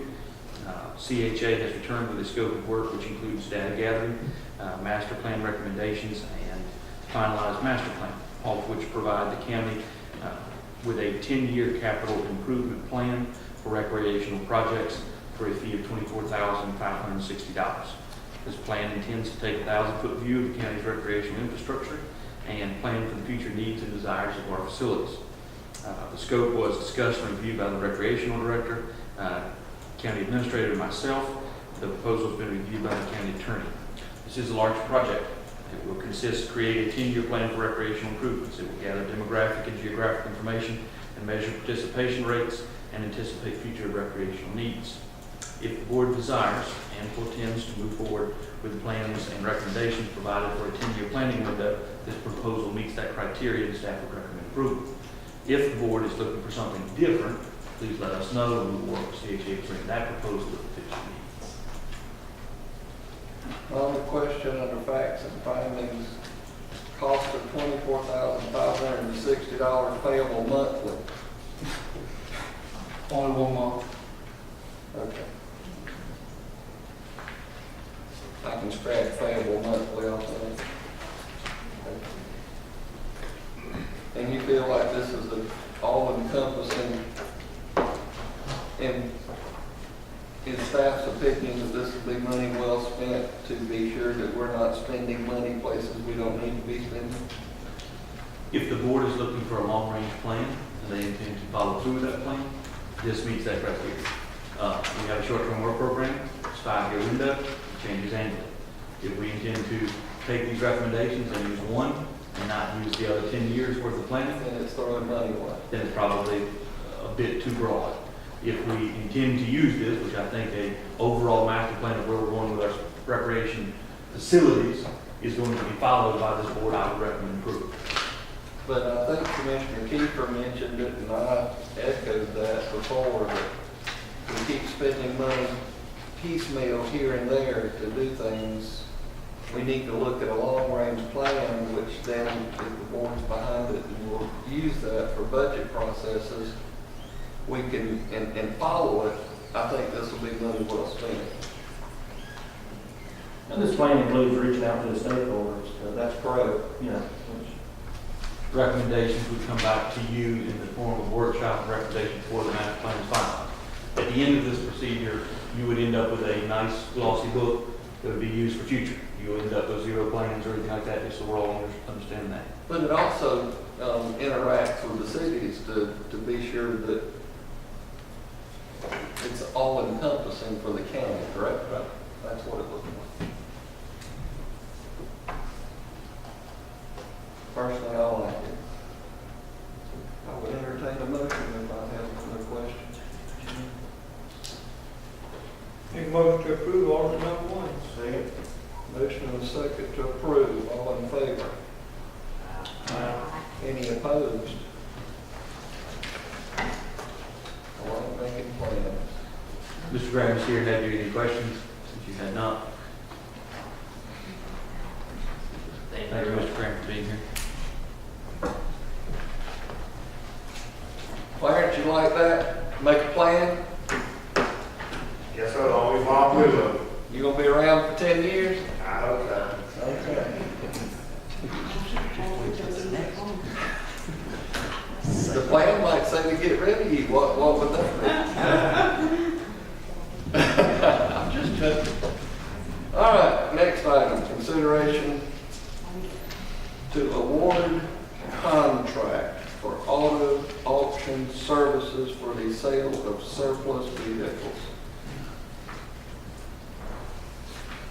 Mr. Covey. As the board is aware, the county recently surplused a large volume of vehicles, most notably the sheriff's vehicles, following the purchase of new patrol vehicles. Surplus items are required to be disposed of by sealed bids, public auction, or disposed of by trash or salvage. Staff felt that the highest return would be found by auctioning these vehicles. Staff publicly advertised for auction services, published in all of our normal haunts.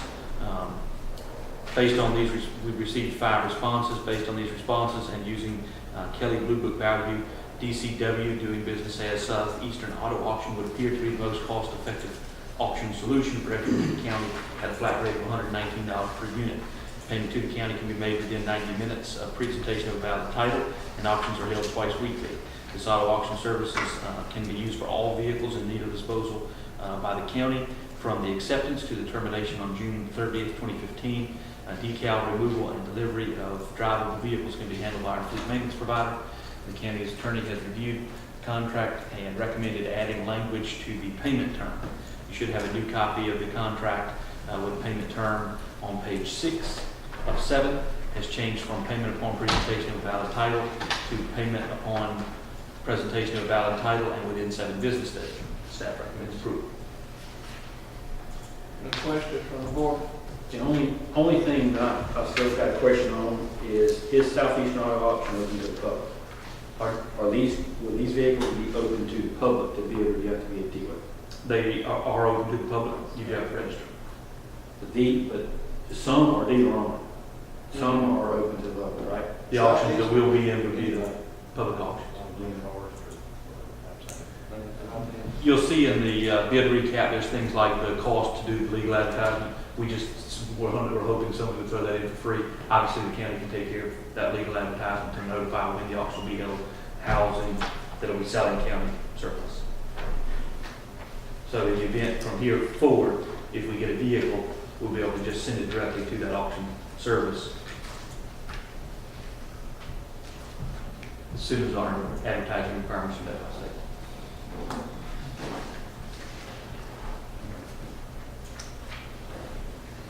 Any questions? Motion? Make a motion to approve. Second. Motion and a second to approve alternative number 1. All in favor? Any opposed? So carried. All right, time is 25 minutes of 7. Let's take a 10-minute break, be back in here at 6:45. We can make this one. Huh? Do what? We can make it by 7. To the end. We need a break. 10 minutes. Be back in here at 4. All right, let's get this show back on the road. All ready. We all turned on? Short was 2 minutes.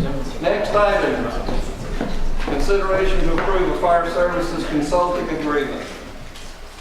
Fire chiefs of the city and county administrations have been meeting quite frequently this year to discuss a host of issues. One recommendation that's been made from time to time is to hire a fire consultant to perform a pre-ISO audit and to make recommendations for long-range planning to maximize ISO reductions countywide.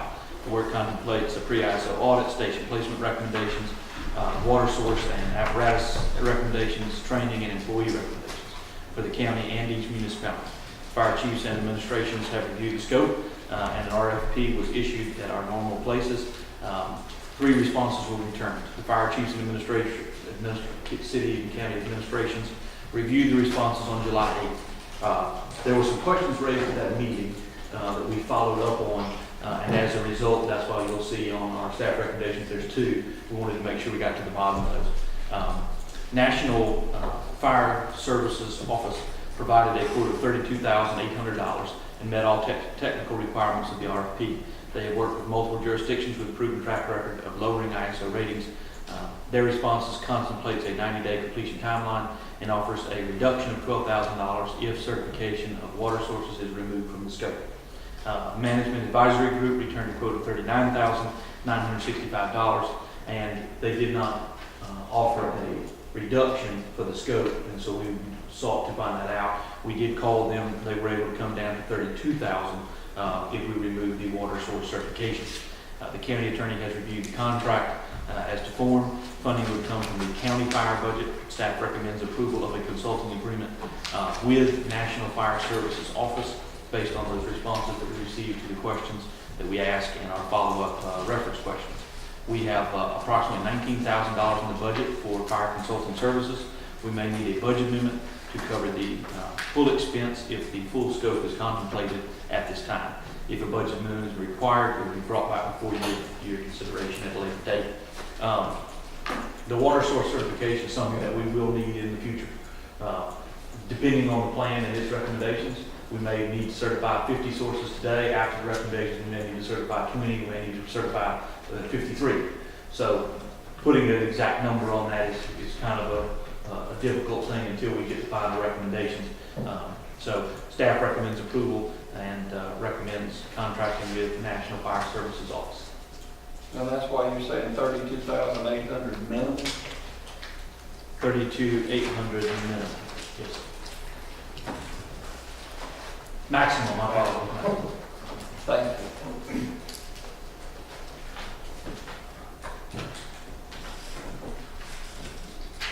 But I have a hard time with approving something at a minimum. You're doing pretty good on pitching the staff reports now.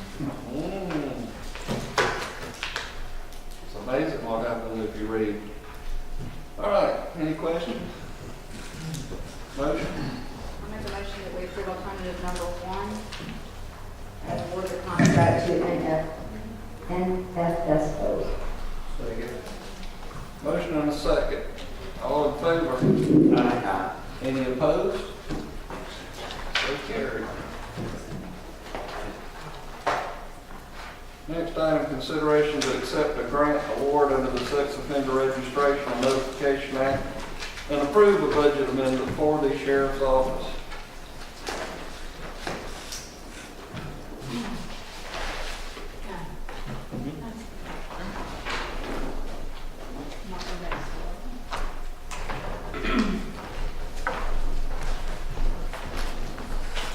The grant that you have before you was discussed during our budget, in which we had tried to anticipate using a grant to fund the live scan.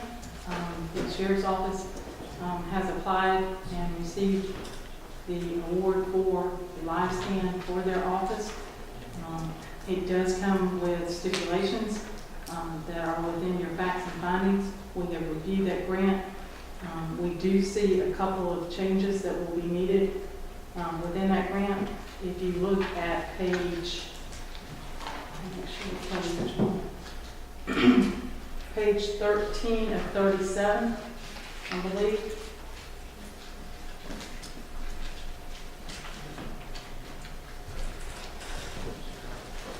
You will see that the current grant, as far as the budget, is budgeted under personnel for $17,480. We have to discuss that with the grant originator, who is telling us to simply make a change to equipment when we go to actually initiate the request for reimbursement of this grant. So we wanted to make sure that y'all were aware of that particular piece. It will require a budget amendment but this will be funds coming in and the expense going out. It is a reimbursable grant because we will have to expend the funds and then receive them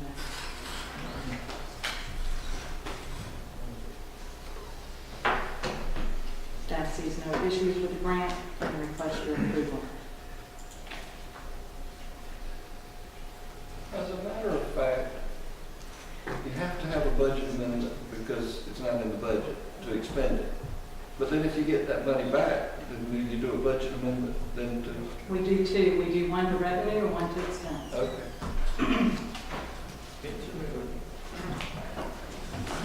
Therefore, the overall budget will increase, but not our actual net. Any questions? Motion? Make the motion that we approve the grant and with understanding that the one category will be changed as needed. Second. Motion and a second to approve. All in favor? Aye. Any opposed? So carried. Next item, consideration to approve a request to formalize a committee to review and monitor water and sewer contracts. If you recall, the board has discussed on several occasions the ability to go through each one of the contracts that are still remaining and define necessarily the pieces of those contracts and exactly what our liabilities are on those contracts. We have several issues before us currently, and I don't know that necessarily we need to use the word committee as much as we need to perhaps have workshops, depending upon what the board's wishes are, regarding each one of the remaining contracts. The issues that we have are things such as contracts that necessarily have not been completed, or contracts where the language within them is such that there's some ambiguity in how to proceed on them. Several of the examples I think Mr. Kessler is aware of that we are currently working on and through, and we would like to have the consensus of this board to work through those issues and to solidify as much as we can our current contracts and any potential issues with those. So my comments and request was that rather than establishing a separate committee, could not just the information be brought to the entire board so that a committee doesn't have to look at it and make a recommendation to us and then we have to hear it again. And you said you thought that would be perfectly, no reason not to. It is perfectly fine. The only issue is that staff would like to have this board's concurrence and move forward in some of these issues to get them off our plate. We just need to put them on the agenda. That's how we do it. I guess you're wanting to formalize the fact, just like you and I sit down with this entity to go through their problems and try to come to some consensus before it comes to this board for some type of action. Yes, sir. And the other part of that is that when we have gone through these contracts, if you recall, the board had requested staff to go through and kind of do a rough scenario on it. When we did that, what we found was the potential for some impact fees that need to be paid out on at least one of those. The language within the contract, however, stipulates to repay the developer for cost of constructing the county's off-site water distribution system as shown in Exhibit D. Exhibit D is simply the tract of land. It does not have anything to do necessarily with any construction. And so the language is ambiguous as far as what we need to do. However, we've collected impact fees in that surrounding area. And so we need clarification from this board and from the attorney as to whether these fees actually are owed and how we're moving forward on this contract. And that's an example of one specific case, but it's that same thing that we get back to with committees, where if you have a committee look at it, they've got to hear it. And then it's going to have to come to the board for a vote. It's going to have to be heard again. And so my position is we can have that same thing here, and you have... I have no... All I would like to do is to make sure that this board is aware of these issues and to ensure that we're moving forward and that the board has knowledge of what the action will be. But when in fact, I get involved in cases Deer, forest, I mean, we all get involved in different things Yes, sir. with staff and entities, but the end result is, it comes to this board. Right. Yes, sir. And if you have, So if you have a a committee establishment is- committee, you have to advertise it just like a regular board meeting. So Yes. that's why at school board, we never had separate committees because you were redundant, you're doing everything redundantly. So I think it's best just to keep on doing it like we're doing. I guess the difference is that, especially this was one of the audit issues, was that we need to demonstrate that there is constructive effort. What we have been doing is putting them on the agenda. When we have the questions have been trying to be Okay. worked out in the background, we haven't been put on the agenda. Bring the agreements to the agenda. If you want to bring them 3 at a time, or 5, whatever we got left, but bring them on the agenda. You might delay everything for 2 weeks, but that's at least we know what it is. you know. Yeah. Yes, sir. Instead of okay today, we go through it, next meeting, then we back. We don't, care what the vehicle or mechanism is, just that we're, Moving forward. yes, sir. And everybody's abreast of it. Yes. I think all that staff is really asking for is to formalize that process of how it gets here. Do you want to review these quarterly, monthly, yearly? Is there any set? Because I think the idea of the audit was to review them on some set interval so that yearly, quarterly, we go through all of them to ensure compliance. Well, let me ask you this, Thompson, and I'm not a lawyer, but the way I've always, all of our contracts are supposed to be looked at annually. And I believe that applied to water and sewer. I don't think that we have been applying it to water and sewer, but it is what should have been happening. Well, the contracts now are done on the renewal date, which most are. But yearly. regardless of that, there's a law, we're supposed to look at them every year. We're supposed to be looking at them every year. Well, and I guess that's what I'm asking, is yearly what you want, we can do it more frequently, would you prefer to do that biannually and quarterly? Well, with the exception that the ones that we know we still have question marks on, if there's any water and sewer agreement right now that we have a question on, we need to get it on the agenda, and let's get the question addressed, so go ahead with that. And then other than that, if we get our problems worked out, I don't see a reason why we have to review them more than once a year.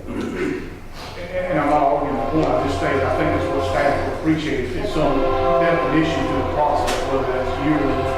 And as the chairman stated, is there some staff process prior to the meeting here that you want to review by a certain subset of people, or just bring them to the board yearly?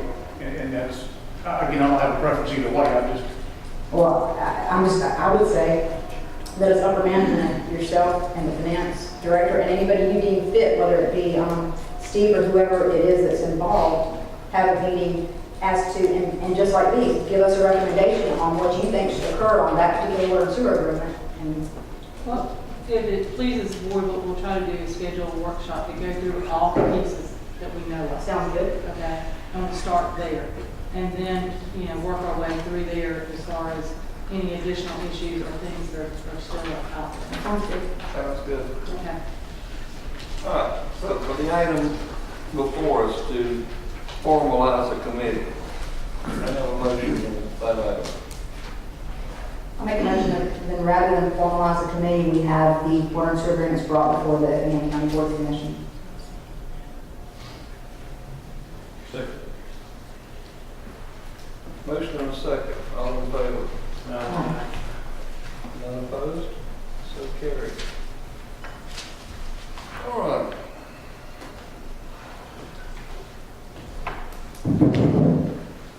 so, Mr. Chairman. Yep. That's what I was just looking at. Mr. Shaw, get your stuff set up.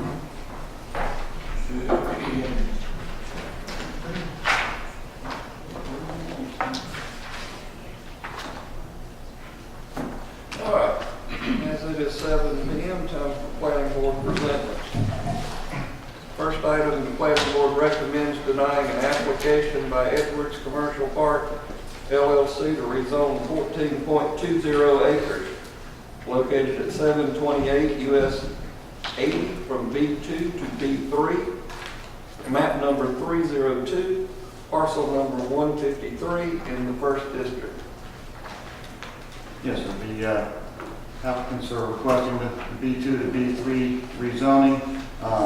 The applicant is here if you have any specific questions for them. If I understand correctly, one of the issues they would like to have on this site are some wholesale operations or combination wholesale retail. Wholesale operations are conditional uses in B2, so you have to bring each one individually if you're going to go that route. They're permitted by right in B3, so that would give them a little more flexibility in marketing the site. And yes, there was some neighborhood opposition, and the planning board recommended denial on this item. Staff recommended approval.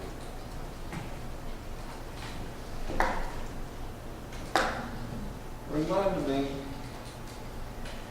what is the difference in B2 and B3? It's the scope of what you can do on the site. There are some, like auto sales are by right use in B3, but I think they're conditional in B2, or perhaps prohibited. B3 is like everything? B3 is highway, basically anything. It's highway commercial. Convenience stores you can actually do, and I think even B1 without gas station, B2 with gas station, B3 straight. You know, you could do a truck stop in B3, which I think was one of the fears of the neighborhood, but there's a truck stop half a mile away now. So. And why would you, as staff, recommend approval when the planning board recommended to deny? Well, I did my recommendation prior to the planning board, and it's my belief that Highway 80 is a state highway that is very busy, and it is an area that we should have commercial in my mind. 21 and 80 are major commercial corridors, while we have 17 and 119 as well, and 275. I think currently 80 and 21 are major commercial corridors in the county. They're going more and more so. Does this maintain a buffer along 80? Any development they do will have to meet all of our current buffer standards, which didn't exist when this development first proposed, but it's since the development went bankrupt and it's been sitting there for many, many years. So are what you saying that this zoning was changed, then it comes under today's ordinances, B3? Correct. Whereas today, if it's not changed, B2 is under the old ordinance. The development plan would still have to meet our current development criteria, because there was no approved plan for this site. There was one submitted that never got finalized. Had that been finalized and approved, that would have been the developed for. But you found no reason not to allow it. I didn't. With our current requirements, I think it's sufficient. Okay. We do have buffering now, which we didn't at the time have that requirement. This is a public hearing. Is there anyone in the audience that wishes to speak for this rezoning?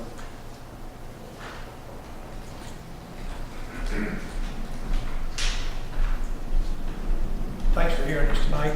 My name is C.L. Gayhart. I own Savannah Architectural Supply. Last year on June the 13th, I lost my business to a fire, and we've purchased this property to move my business to Effingham. And it's one of the reasons that we bought the property. And the changing from the B2 to B3, I will, as one of the owners and probably one of the people that are going to be on the property, will make sure that anything goes in there will be a very nice business.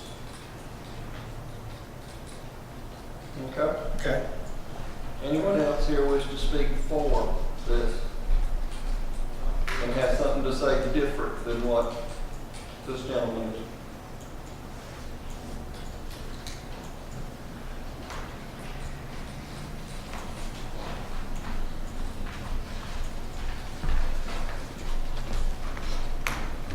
State your name for the record, please. Good evening, I'm Bill DeLoach, and I'm one of the property owners. And the reason that we would hope that we could get this property rezoned, it'll just give us more flexibility in taking a property that's been pretty dormant for a long time, and we can market it a little bit better.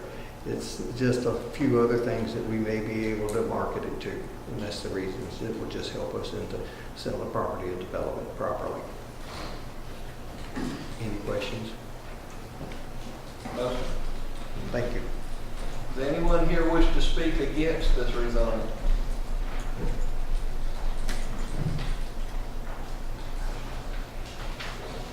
George, you said in the previous hearing there was, on the planning board hearing, there were how many people there?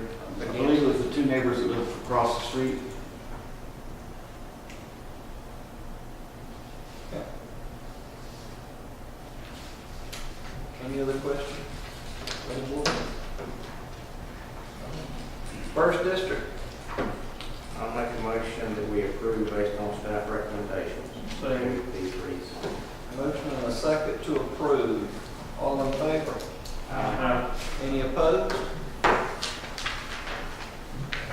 So approved. Thank you. We'll build something nice out there. Get us some people.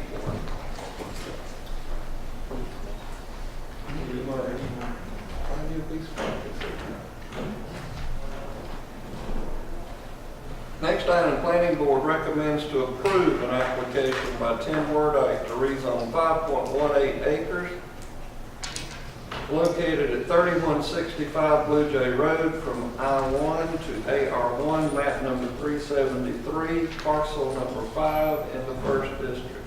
Yes. Mr. Burdyke rezoned this property to I-1 with the intent of putting in a surface mine not very long ago. I want to say it might even have been January. He did not do his due diligence, found out there was wetlands in the way, and decided it's not worth the trouble. And it's rezoning it back to AR1 for the homeowners, for the property owners. Is this the site they already started digging on? This site should not, they should not be digging on. I know they've been digging right there in that area. I can certainly go check, but they shouldn't be digging on this one unless they have a pond permit for this. And I That's haven't what I researched that. I know we've issued a few pond permits in this area, and I don't remember if it's this exact same property. No, it's further, I'm sorry, it's further west. Okay, I didn't think it was this one. Yeah, it's down in front of the subdivision, or the borderline. Yeah, it's not this one, I'm sorry. Public hearing. Anyone here wish to speak for this rezoning? Against? First district. Make a motion to approve based on the planning board staff recommendation. I'll second. Motion and a second to approve. All in favor? Any opposed? So carried. Next item, planning board recommends to approve an application by Jordan Sislo and Taryn, and if you're here, I apologize for the pronunciation. Fishy for a rural business to open a dog daycare. Map number 375, parcel number 44 in the first district. Yes, sir. Mr. Sislo and Ms. Fishy want to open a dog daycare, overnight boarding. They have recently purchased this very large property. The intended location would be up toward the front, up near 30. They don't own Highway 30 frontage. There's a small house there, if you're familiar with the property. There's an older home there that they're renovating currently, and they would put it between the home and Highway 30. And I believe the applicant is here. If you have any specific questions, both planning board and staff recommended approval.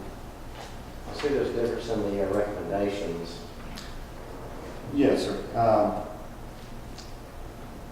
That was added by the planning board for the Okay.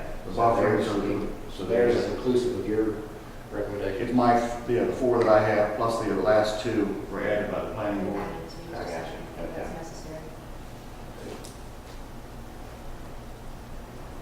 Is there a limit to how many animals can be on that? There wouldn't necessarily be a limit by ordinance, but there's a limit by State regulation. safety. I mean, animal control would be called out if they had too many animals in a limited space. Do we have any idea what that number is? I do not, because it would depend on the type of dog and the conditions of the dogs. It's mostly a daycare, so I don't know, I mean, obviously if they weren't taking care of the dogs well, they wouldn't have any customers. But All right, public hearing. Anyone here wish to speak for this? Yes, sir. Come forward and state your name for the record. My name is Jordan Sislow. I've also got a handout for everyone if you'd like to see it about the business.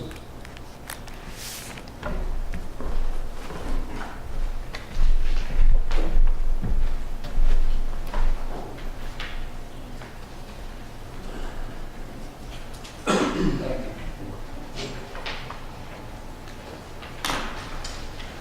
think this we already have.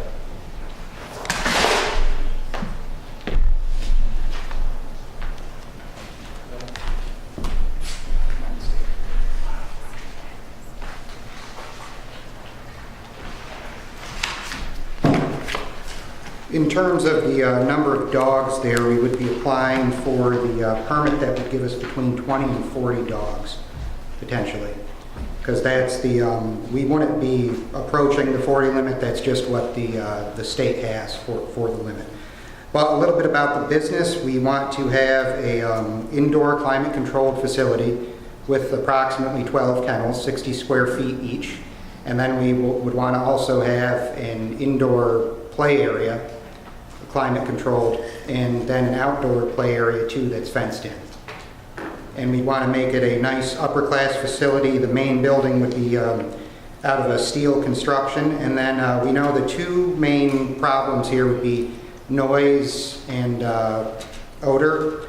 So for the noise, I've included a little supplemental here about the materials we'd use for our noise control. And those include something that are called stratoline ceiling tiles. They're basically the same thing that you'd see in a suspended ceiling tile.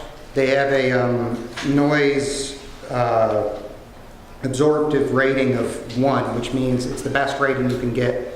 They're going to absorb as much sound as possible. And then I want to use something in between the walls that's called D-block, which is an ultra thick material. It's a little over 4 feet tall, 30 feet long, but it weighs in excess of 100 pounds. So it's made to be super heavy, which is to collapse the vibration of all the noise that would happen. And even without any of this, I ran a chainsaw on the property, which registered at 117 decibels. I bought a decibel meter, and I ran that at the corner of where I wanted the kennel, and then I measured at where the corner of Route 30, and then at the edge of my driveway, which would be the two closest properties. And actually, within the perimeter of my property line, it was still within the allowable decibel ratings. It only registered 50 decibels. So it decreased from 117 to 50. And a loud truck going by on the road was in excess of 70. And that's with no building there, no sound buffers or anything. I'm sorry.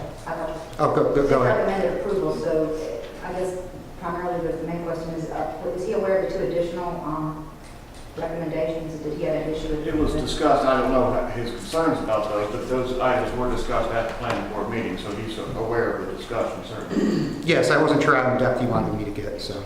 Yeah, and that's what they've recommended approval, so other than if you have issues with that or any specific questions, I just didn't want you to think you had to go through that whole. Well, thank you. Does anyone have any specific questions then? Or? Nope. Is there anyone in the audience that wishes to speak against it?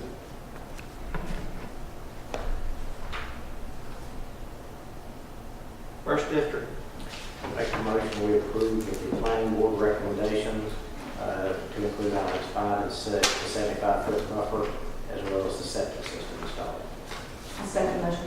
Motion and a second to approve. All in favor? Any opposed?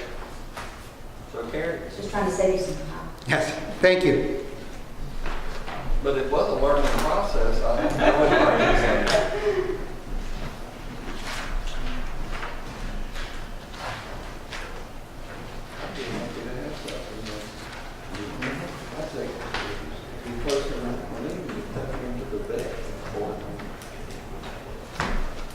Okay.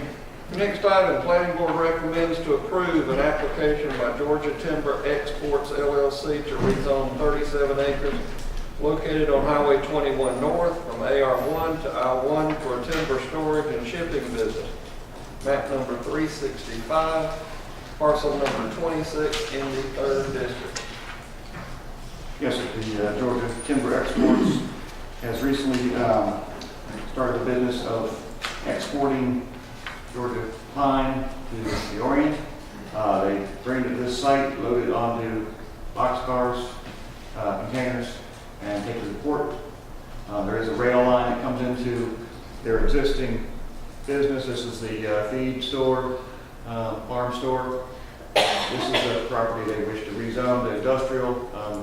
The export of this business they are proposing starting is more of an industrial use. Staff and planning board recommended approval. I do have one concern that's come up since I wasn't aware that they intended to continue using the entrance at the store. I would recommend that they get a letter from DOT saying that that's sufficient for this business. There is no turn lane there, so that would be my only concern, that if these number of trucks are coming in, they may need some sort of turn lane to get off the highway, but I don't know that. That would be a DOT question. Then you've got the issue of what type of road. You know, the problems that we've had over on Highway 80 with trucks coming in and out of that facility. This is on the state road. I know it, but that's on US 80 over there too. Soil erosion coming and going, dust. Yeah, I mean, I've heard that currently they are backing up on the side of the road. So, maybe.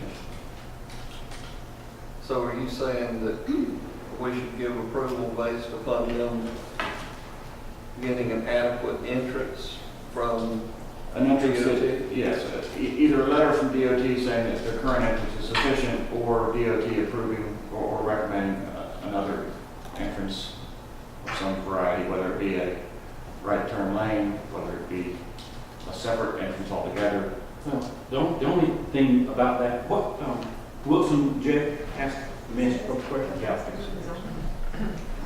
Is that something you typically do as on? Well, I know you're on they're the now about their plan, but they don't plan to develop anything. Yeah, Wilson Burns. The one of the problems we're having now is the scale, where this location of the scale is close to the highway. So the trucks are backing up on the shoulder of the road, especially in the mornings, but anytime when we get real busy. And so what we're going to do with this property, though we do intend to utilize the same cut because it's right at the median cut, is we're going to put a second scale, and it's going to be not over here somewhere. It's not going to be, well, it's going to be over at the property line, but it's going to be halfway into the property, not out by the road. So, and we're going to put a section so the trucks can all park out there and not just, 3 or however many it takes to line up back to the road. We're going to get them out of the road, is what I'm saying, by putting in a second scale that's back off of the highway. We've talked to DOT since the planning board, and the numbers that we're doing right now were within the numbers that the rock yard was doing when the real estate boom, when they were moving a lot of rock out of there. And so they didn't give us any numbers as far as what, but they basically said we're fine, they're not getting complaints right now. They have heard the trucks backing up in the road.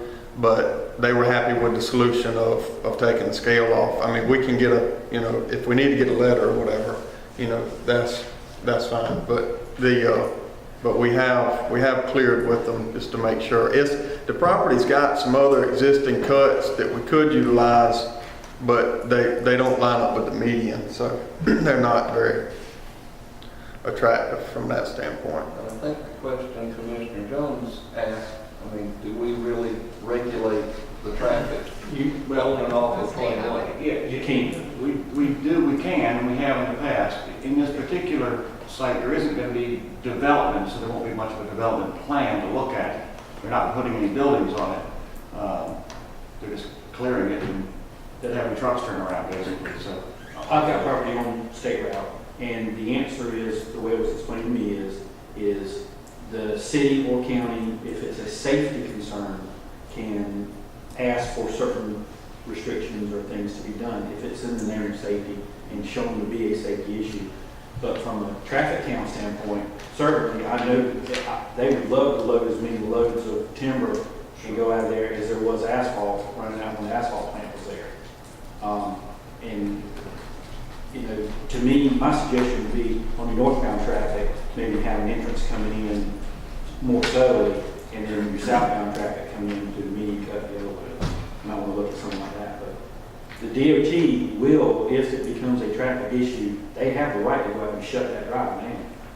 So I think the county would be safe to move forward with this, and if it becomes a problem, you know, the DOT will take care of that. That's how it goes. Okay. Third district. Is there anyone here wish to speak against it? Before I forget. I knew I'd get corrected. Okay, I'll make a motion to approve this planning board and staff recommendation. I'll second. Motion and a second to approve. All in favor? Aye. Any opposed? So carried. Thank you.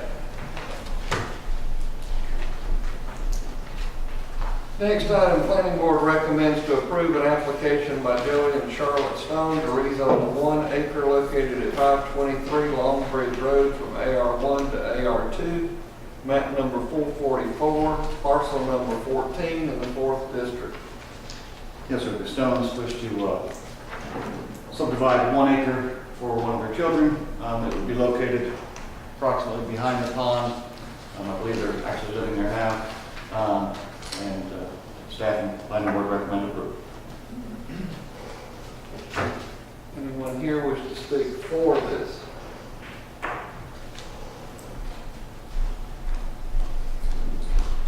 Hello, I'm that such child, Stephanie Stone Knight, and like you said, we already live there in a mobile home. We're just going to getting construction loan to build a home there and move the mobile home out. So that's all we're trying to do. Thank you. Anyone here wish to speak against? 4th district. Make a motion to approve staff recommendation. Motion and a second to approve. All in favor? Aye. Any opposed? So carried. That completes planning board.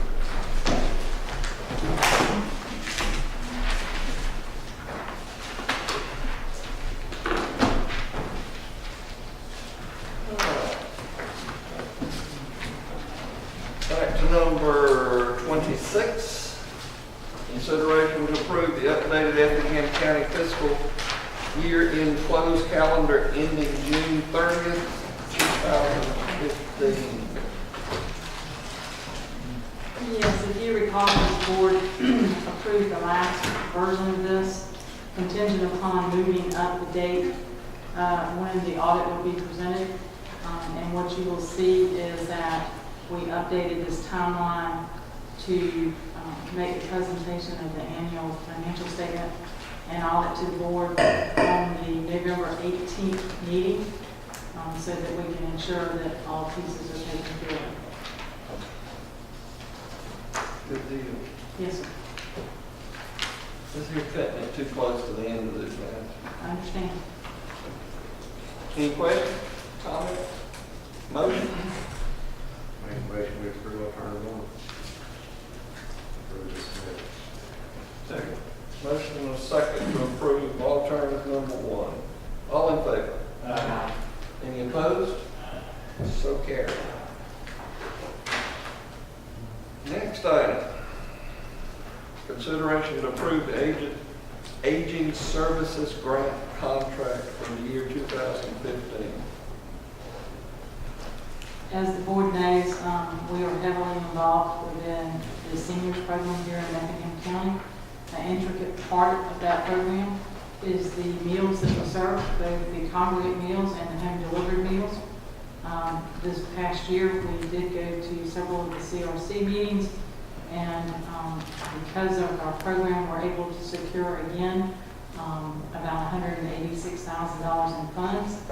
That will allow us to serve about 8,800 meals that are congregate meals. That means within the senior center itself, and about 18,900 in home delivered meals. And so we ask the board again to approve this so that we can have these meals for our seniors in Effingham County. Any questions from the board? Comments? Motion? Make a motion to approve alternative number one. Motion and a second to approve alternative number one, which is to approve the submitted. All in favor? Any opposed? So carried. Next item, consideration to approve Commissioner and County Administrator travel for the annual Chamber Retreat. And that's pretty much it, Chairman. I just need to get down a few things on attending so that we can get our reservations and everything made. This is for both you as commissioners and the interim county administrator. What's the drop dead deadline for that? Deadline is August 1st.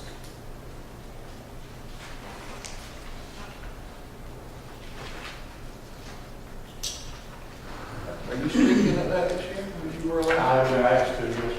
I'll have to let you know that closer, a little bit closer. August 1st is the deadline. Registration rooms, I think, were somewhat closer to that. I think it's July 20. For those of you who have gone, which I have not, is this beneficial? I think so, or the measure.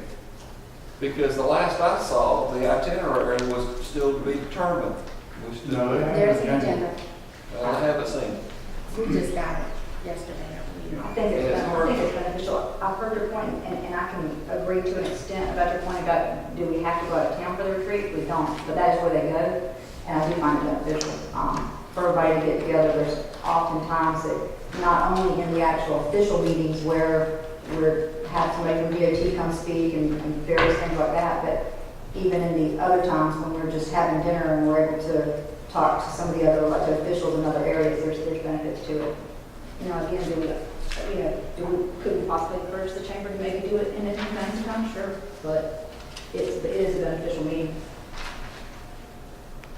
And on the hotel rooms, Commissioner Jones, they have a block reserved. It will be dropped after the 20th. 20th. July. This month, What is that date? the 15th. Today's the 15th, so that's Friday. So what I say, you have to always register, you just maybe can't attend or something. Well, I've expressed my concern because of, I just don't like spending the county's money for something that's not beneficial. And I haven't been there, so I can't say with it. That's why I was asking the question, to decide whether I want to go or not. And the level of benefit could vary year to year, depending on what you might get accomplished working with some of those officials. Well, I go to conferences, and it's not paid for by the Board of Commissioners. It is either paid for by the Health Department or by different entities. So I don't have to ask for y'all's approval. Some of those, I think, was a total waste of their money and my time. Others I have been to and just can't wait to go again. So I just don't know. Can anybody tell, because I can't remember anything that was discussed there that was brought back and actually done? It's really just it's a fellowship time is what it is. That's exactly what it is, it's just trying to get together and visit with everybody. Because there's been nothing that I can remember, because I've been. And last year we had the same discussion. And the chamber leadership gets a block of rooms for free to have there. And that's why it's held there.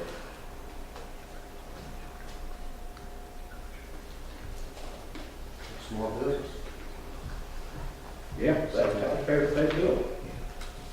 We should spend that money on that. Well, I'm like you though, I do believe the fellowship, the meetings and stuff like that is not necessarily bad, because we used to have, actually, we were doing a quarterly official meeting that's died. And that was doing some measurable results, and what it costing us $500 a person. what is the agenda that we received? I mean, what's on it? Hopefully you can switch over. It's a little difficult now, Okay. Because like I said, the last I saw was asking if I was interested in going, and all it said was an itinerary to be determined. Couldn't say who was speaking, what was being discussed, what was going on. Do you want to go? It's hard for me to decide to do something, you know.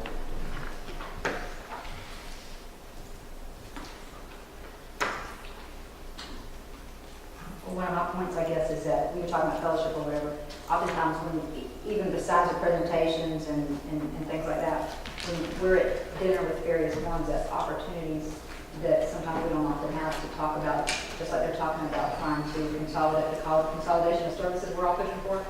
That's a good time to have a chance to sit and talk with the various, most of those players are there. So that's how you get to build some of that. That's my perspective. Well, Thursday is. You don't agree with that? 20. That was hilarious. You were like, Do you go back? We haven't discussed it yet, but then I would have to be, it's 45 minutes for me to St. Simon's. As long as I can get to I've Racket actually Top had County, I'll those, get arrested. I've actually had those discussions with those people there. So. I've made mistakes before, and I've gotten chastised by the Chamber of Commerce for making them. And it's not that I'm against the chamber, it's not that I'm against doing it, it's just I have a problem spending taxpayer dollars to go and do something that's not going to be beneficial. We could get together in this room over here and have a meeting and sit around and talk about stuff, the same way. Like you said we used to do before my time. Well, it's cool, we used to personally have our local retreats at Ebenezer, like, but this is something the chamber's doing, and I think it can be beneficial. And either we go or we don't, we take a vote to go or go. Right. Make that choice. All right.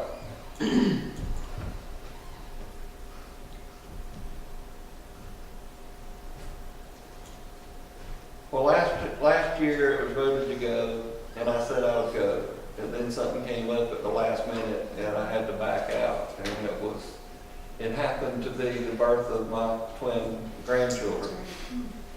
I can tell you that this retreat date is August 20th and 20 to 21st. I can tell you I will be in Atlanta on August 22nd for the 1-year birthday of my twins. But if this board chooses to do this, I will go and then leave there and go to Atlanta to see what there is to it, so I can make a valid opinion on that thing. You calling for a motion? Yep. Have at it. Make the motion that we approve the travel costs for anyone that wants to go to the chamber retreat. I'll second. Motion and a second. All in favor? Aye. Any opposed? So carried.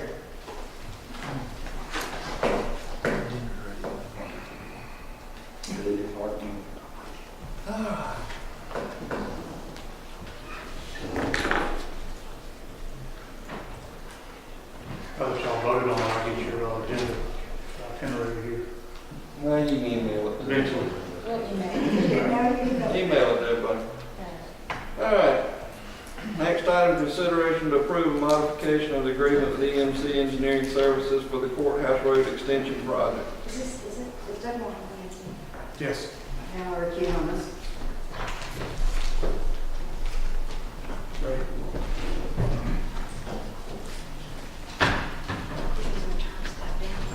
All right, I'll let the record show that Commissioner Jones recused herself. What you got, Todd? As all of y'all are aware, this is a project that's been going on for a long time in many stages.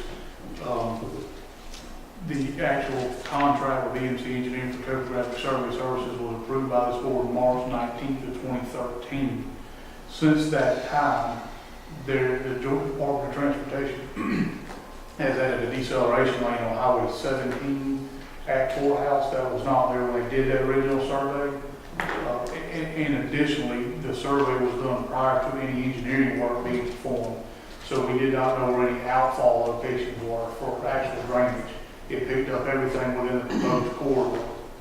What this particular change order seeks to do is to pick up the decel lane that was put in after the original contract was let, to pick up the drainage outfall locations that have now been identified once some of the engineering portions have been done on the particular project, and to address some of the concerns that came up in the open house where people would like to actually see the proposed right-of-way state on their particular parcels.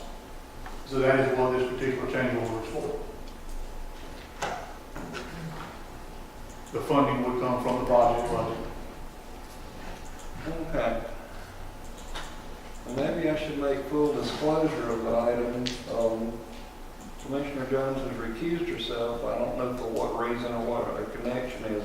I'm sorry, it's the same, that's why I asked, I said Okay. it was Doug Morgan with EMC, same thing. Right, but EMC Engineering, the company itself actually does soil density tests and stuff for my construction company, but I have no financial interest in them and no interaction with them. Should I recuse myself?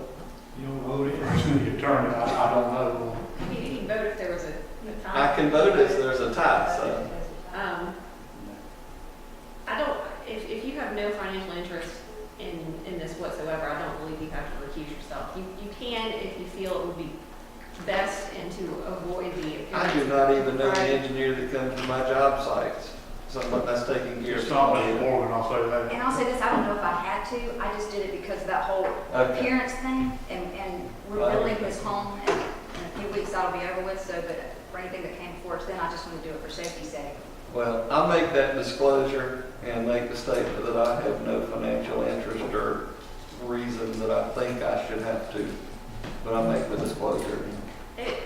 Chairman, if you feel that there's any conflict that would arise from you voting on this issue, then I would advise recusing yourself. But if not, then I believe you There is none, I can honestly state can that. sit and hear the item. Just didn't want anything to come back to haunt me. All right, any discussion, questions? Motion? Make a motion to approve ordinance number 1, say. Motion and a second, all in favor? Aye. Any opposed? So carried. Not it, not vote. All right, next item, consideration to authorize the chairman to sign a highway functional classification system reclassification justification sheet for State Route 21. That's a mouthful. This is another part of the decennial census that was done after every one federal highway asked state transportation boards in cooperation with local MPO metropolitan planning organizations to look at roadway classifications within their jurisdictions. As y'all recall going back, one of the things that Fort MPO did initially as this whole reinforcement process started was to approve a rounded boundary, which was for the purpose of functional classification. That's the one that went out 80 back around and encompassed the entire city of Rankin that you'll see in your documents there, which is not the urbanized area that we finally clarified. Within that smooth area for functional classifications, The Georgia Department of Transportation reviewed functional classification, made recommendations to the Corps MPO. They reviewed it and either agreed or disagreed with those recommendations. The one affecting us is State Route 21 from the county line to that functional classification boundary, which is effectively Lincoln city limits on the northern side. That road is currently classified as a minor arterial, and the plan contemplated is to change that to a principal arterial, which is what it currently functions as. It's a divided lane road. It is the most heavily traveled road within our community. It meets all the criteria. Really doesn't make any difference to us whatsoever. What it does do is place that section of road, any principal arterials on the national highway system. It's designated in the national highway system, which does have criteria, design criteria as to meet. It does already. That doesn't really apply to us. There's a few limited things like outdoor advertising and junkyards that are regulated, that are already regulated as a state route. The only real thing that it does is make us eligible for a different lot of federal funding on that section because it's on the national highway system. So with that, staff would recommend that y'all vote to authorize the chairman to sign that one form that's in there, lose the second page, just basically saying that we agree with the board and DOD's recommendation. All understand that? Got a question? Motion?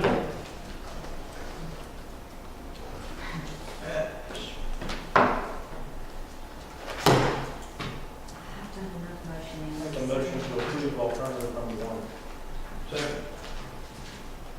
Motion and a second to approve to authorize the chairman to sign the highway functional classification system reclassification justification.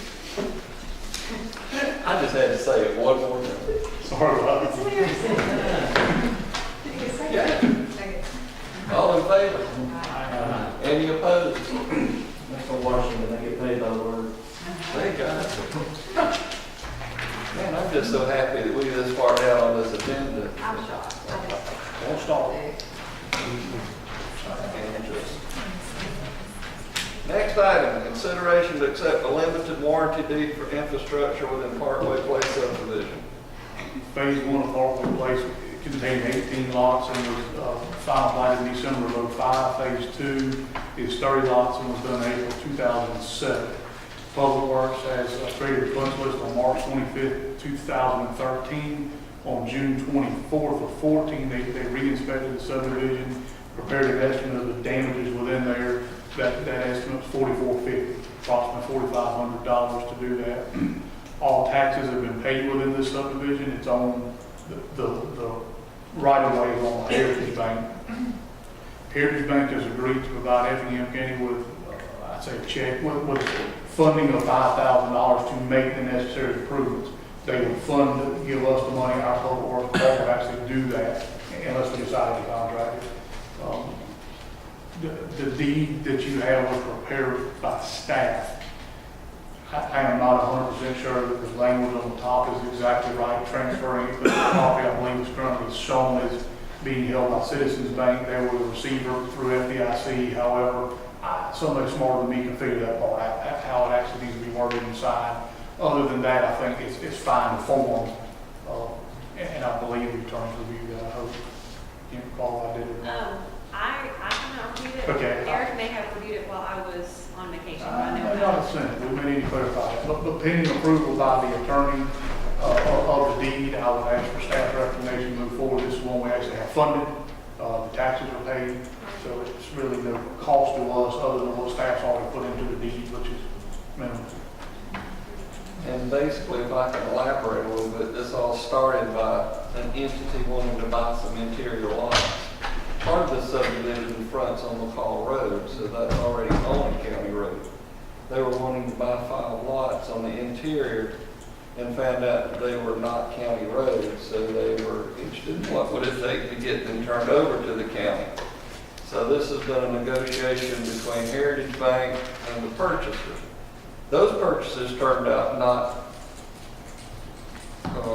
there was somebody else that got involved in it. So I'm talking with those people now, but basically they were going to pay $1,000 more per lot to give the Heritage Bank as a purchase price, who was then going to turn around and give that to the county for us to take the roads.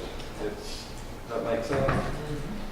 And I've been in contact with the new purchasers, and they're looking to see if this board is going to accept the roads under these conditions so that they can move forward now with their purchase. It's a recommendation to accept. Yes, ma'am. That's my recommendation, yes, ma'am. So there's contingencies. People's got to buy it, got to give the extra money to Heritage for Heritage to turn around. So just want y'all to understand everything involved. Motion? Make a motion to approve order number 1, accept the limited warranty deed. And that's with the conditions of the pavement and all of that, correct? Well, yeah, we got, yeah, Okay, I just want to be sure. that's what it said in there. Okay. Do I have a second? Yes. Okay. Motion and a second. All in favor? Aye. Any opposed? So carried. Next item, consideration to approve a resolution authorizing the chairman to execute an affidavit relating to the title of roads in Shadowbrook subdivision. Mr. Chairman, on June the 30th, the clerk received a bill for taxes that we owe within roadways within Shadowbrook subdivision. She, of course, questioned that because we had no idea we owned anything within Shadowbrook, and were told that a deed had been filed transferring those particular roads to Effingham County, unbeknownst by any of us. So after consulting with our attorney, what he has advised us to do, considering the board doesn't want those roads, is to file this affidavit relating to title that basically puts any other person, any buyer in there on notice that we never agreed to the acceptance of these roads and don't agree with that particular statement. There are some, and understand there's not been an exhaustive title search done on this, but in GIS it shows phase 3A and 3B being owned by Citizens Bank, I believe. It's by a bank anyhow. And the other being owned by the Southern Pine and Land and Timber, which was the entity that transferred ownership to us. I'm not so sure that they owned all of the right-of-ways they were transferring. In pulling it, it was a little convoluted because there's a foreclosure deed, it exempted certain things and went back to the original plat that I didn't have. So I'm not saying that's 100% sure. I'm saying there's questions as to their ability to transfer that title at this point. I agree the deeds need to come through us for being verified and all that anyway. No doubt. That's, I agree with that. So I think that's the question, is this board want to put this affidavit? Without that. The clerk reported it. I can't answer that question, how it got passed now. Because typically we shouldn't have to be doing this because that should not have occurred, right? It should not have been reported without acceptance by the county. Well, according to one of the clerks in the Superior Court office, she said anything can be recorded. Anything can be reported, that is her response. That is correct, anything can be reported, but to be a valid deed, you need dedication and acceptance. In this case, we have dedication, no acceptance. And Toss may correct me if I'm wrong, but I believe Shadowbrook may have been the subdivision where the deeds have come up. Okay, so let me ask you that dedication and acceptance. So normally when you go over there to do the recording, you're saying there's the plat for the dedication or whatever.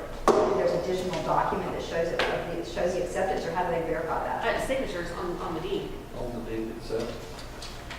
And in this case, there's no signatures on the deed itself, it's just dedication. So why do we even have to do this? Why aren't they just invalidating that they should have not recorded that? It's just to put the world on notice that the county is not in fact impliedly accepting these by not doing anything.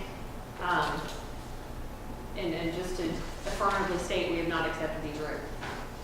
Because we become aware of it also. And yeah, we were not aware that this would be. Well, the only caveat for me, and I just want to be sure when I go to vote for this, that I'm not saying something in my vote that's incorrect. I think everybody clearly knows my position about, if you look at the plat, and the plat has there's some acceptance of some roads there, in my opinion. But I do agree that we have not approved the deed, and we have to do that. That's like two kind of separate things to me. So I just want to be sure if I were to vote that way, that I'm separating those, and whatever he's being asked to sign. That makes sense. All the resolution states is that Effingham County has not affirmatively accepted these deeds. And I can accept that. It says that a warranty deed has been recorded, and that basically. I was questioning if there was language in there about We didn't- have nothing. we didn't ownership agree of to road. it. Okay. There were some The other board problems said too, deed I has not mean- been delivered to nor accepted by the Board of Commissioners. Agree with all that. Simply from looking at the plats, I mean, the language in the deeds didn't even match up with the streets that were listed, so there were many problems. So are we Not contacted, acceptable. has anybody contacted, it was one of the Rons that looked like that had done that. Parker. Marner? Parker. Has somebody contacted Parker and told him we need to get a corrected deed brought to our agenda? No, ma'am. Somebody needs to do that. Was Shadowbrook the subdivision where the deeds had come up before the board years prior and they were rejected? Or am I thinking of a different? This is the subdivision that's got the ash root problem. I'm not gonna say no on all that, but it's possible. I might be confusing maybe with another subdivision, but it rang a bell in my mind. I thought it may have But been if that he one. wants an accepted deed approved, you've got to bring it. Yes. So he needs to tell them. Question, Yeah. if we sign this affidavit and we record it and put the world on notice, can this board then, at some later date, look back at this deed and decide, yes, we do want to accept it and file simply another affidavit saying that this board has reconsidered and now has accepted? I would advise against that. If the board in the future wants to accept these roads, I would Get a new deed. get a new deed. The deed's not even proper, leaves an entire phase out. There's some problems in the road because of the deed also. Well, and I'm that's, comfortable, especially that part, that it wasn't right. It's got to come before us. Well, how do you handle that if it's another entity owns? Could some of those phases not even be able to be deeded over without gain? just like this Parkway place, you sit down and you keep going through and going through. But anyway, that's another, We have to figure it out. that's also, Sure. Well, since the deed that's recorded is incorrect to begin with, since it's never come to this board, and this affidavit is simply saying there's been a deed recorded and it is not acceptable to this board. So do we not need to put the tax commissioner on notice also, since we're receiving the bill? We need to put the tax commissioner on notice that we do not accept these roads. Yeah. I think that's a Do we need to do some kind of letter showing that they shouldn't accept deeds that our signatures are on? Jeez, I don't understand that. Like you I do say- know that some other counties have ordinances on their books saying that, before anything is recorded, at least that the deeds need to go through the same procedures that the plats do, that the signatures need to be verified.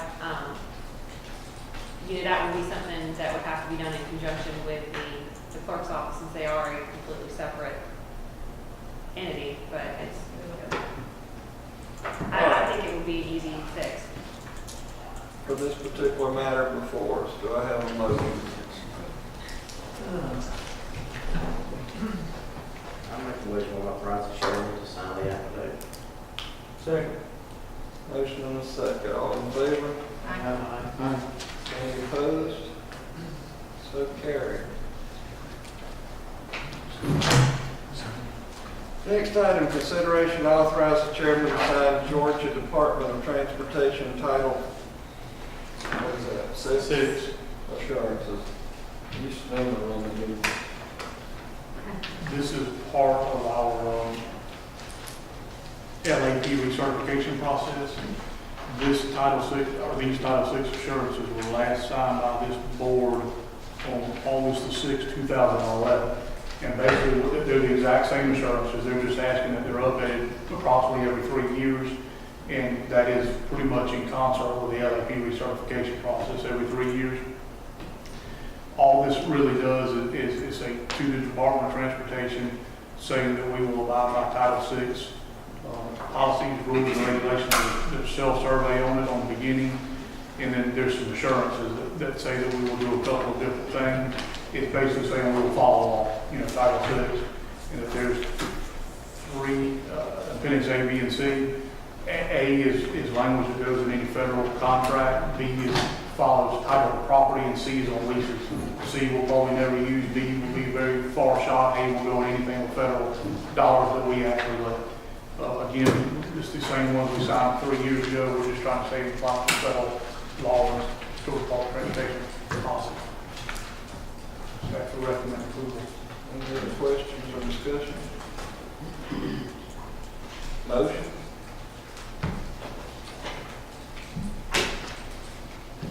Make a motion we approve. I guess that. Motion and second, all in favor? Any opposed? So carried. Next item, headed number 34, which was item number 1 from our consent agenda, which is a consideration to renew a lease agreement for 508 Pine Street. Fiona Charlton, purchasing agent. The county currently has a lease agreement in place with Stanley and Betty Brown, 508 Pine Street, Springfield, which houses the Department of Juvenile Justice and the Public Defender. The lease runs from August 1st, 2013 to July 31st, 2014, with 4 additional one-year renewals unless cancelled.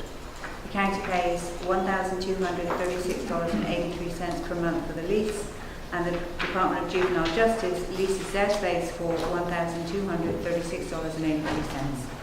Staff request the board allow the lease to automatically renew for the period August 1st, 2014 to July the 1st, 2015. And I would like to state that the dates on your staff report are incorrect, because I didn't change them. It's the same staff report. I just changed the amounts. So I should say too that the Commissioners' meeting obviously should be 2014 and not 13. The date that was submitted was 2014 and not 13. The reason I want this to be discussed, we got a building right down here on the end of this street. It belongs to the county, it's been empty for a year, it's sitting there. And I know the state, the money that we pay for this place, it doesn't cost us anything. But we can move down there and the state would be paying us rent on that building, which has been empty for a year. It's sitting there doing nothing, and we pay them the money over here, of course we get reimbursed from the state. So why should we do that? When all we got to do is fix this building down here on the end of the street. And this has been going on for, I've been talking about that for the last year, ever since it was empty. But anyway. I've missed it. If there's been discussion on it, I haven't heard it. It was brought up when the lease was signed a year ago, to meet the requirements of the state for their particular use. There are certain requirements, numbers of offices, that their copy fax machine has to be behind a closed door because they receive sensitive information on it. To redo this building down here to fit their needs, staff estimated about $25,000 worth of upgrades that will be required. That was an estimate. We did not do a full design, get quotes on it, but we believe about $25,000. The money that we received from them, it would take in excess of 2 years of rent just to recoup that, and after which time we would begin to recognize all that revenue off of it. Now, the building is not in great shape. You know, that $25,000 was simply to go in and create partitions and walls that would fit their office requirements and so forth. It did not address any of the structural issues that we believe may exist in there. Would it make it handicap and all the requirements that might go with that? None of that was addressed. It was simply to cut the building. Is that correct? Mm-hmm. The foundation here in front was, I think, contemplated, but I don't think it was fully. What do legal requirements to do with those kind of things? Well, we paid big money for that building. It was an attorney's. What building is it? This building at the end of the street down here next to the old jail museum. It's blue, right? The blue one, just before you go into the... You talking about the drug building? Huh? The drug building. Yeah, the drug people. It's the brick one next to probation. What about possibly selling that building if we don't? We just moved out, yes, sir. And I think that's a very viable alternative. Also, in the meantime, we've discussed the building master plan, where to put people to invest in the money in that facility if we're going to sell it, or if it's the long-term solution, whether it may be, we're also contemplating. But we've been talking about a year and it's still nothing. We don't rent it, we don't do anything. Rent to somebody. It just became empty? Sell it. You just said we just About moved a year out? ago. Not 6 months. 6 months. Less the county owns it better. Well, he brings up a good point, that, I mean, if the lease is due now, it's too late, I think, to talk about it at this moment, but he brings up a good point that we can start looking at what to do with that building, and maybe plan for that either in the next lease, or something, selling it, whatever. We can start that discussion at this point, seriously. We paid big money for it and moved it down there to the old courthouse. The new judicial complex is sitting on top of where it was at. You give big money and move it down there, and there it sits. There's other planning in the works that we believe that we're close to having a solution for that issue. The question is, it's not today, for moving them out, and we still have to find a place for the public defender's office who shares that building as well. Not to belittle Mr. Lowe's point, he did bring this up last year. We have discussed it multiple times. It's simply a matter of, did we feel like we should invest the money? We never allocated the money. We're in the midst of a building master plan that's brought before you for reworking and further discussions. That's all I had. That's all I wanted to do. Yep. I don't see it sitting down there empty all this time and nothing's. All right. But anyway. So for the item before consideration to renew a lease agreement for 508 Pine Street, do I have a motion? Make a motion to approve alternative line street. Motion and a second to approve alternative number 1. All in favor? Aye. Any opposed? I'll vote on you. So carried. Thank you.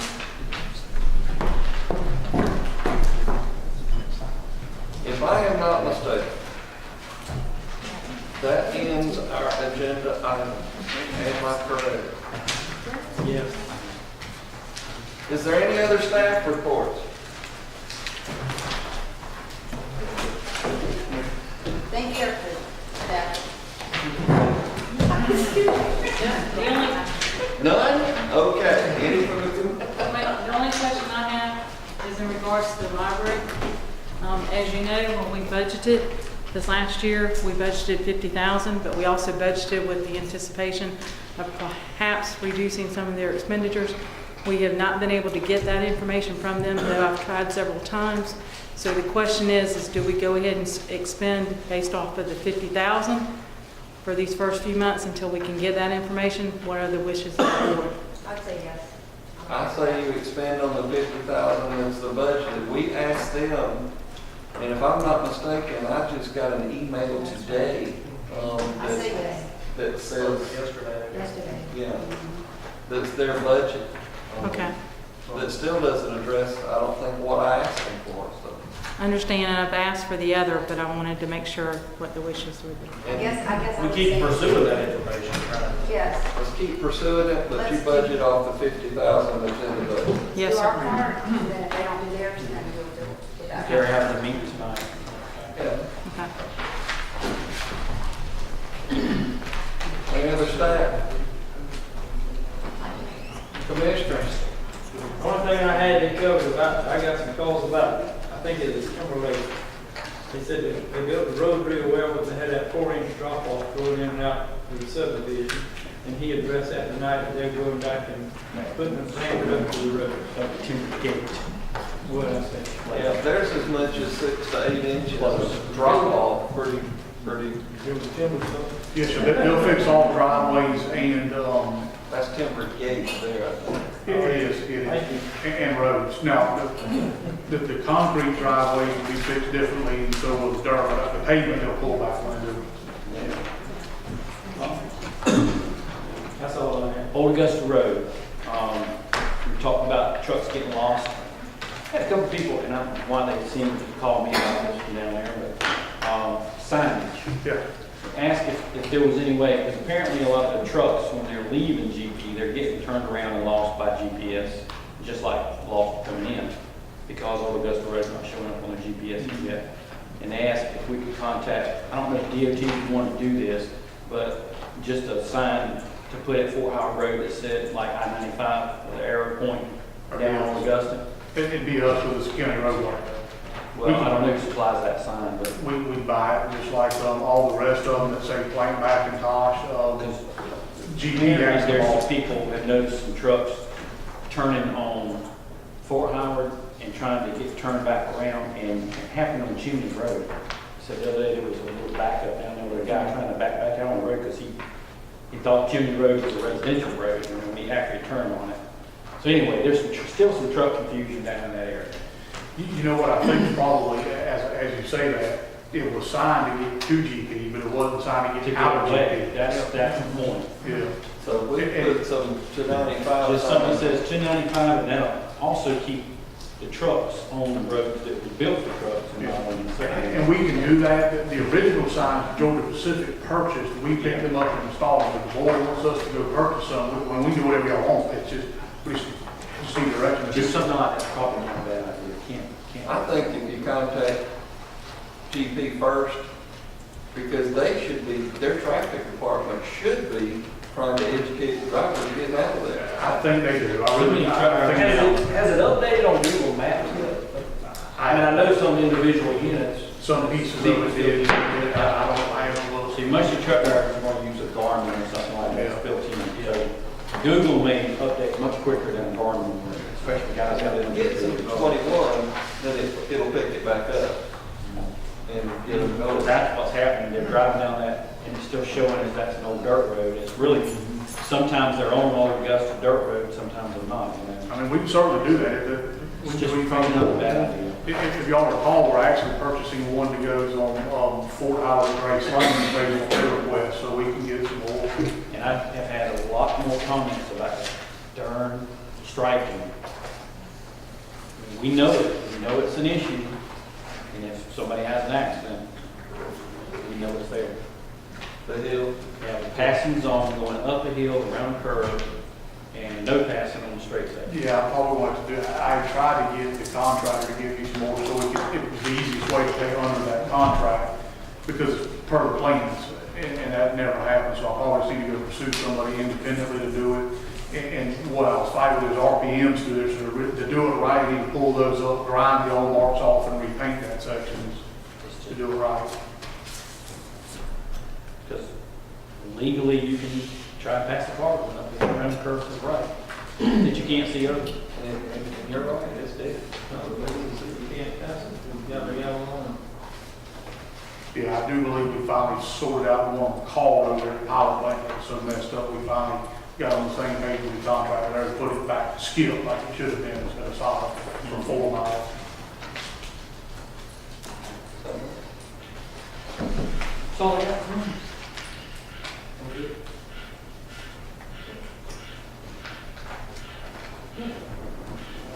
So the last coat of asphalt has been put on to Blue Jay.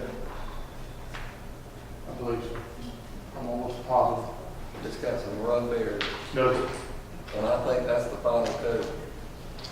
It should have been. I'll follow up with Jerry. I know he said they were finishing up that.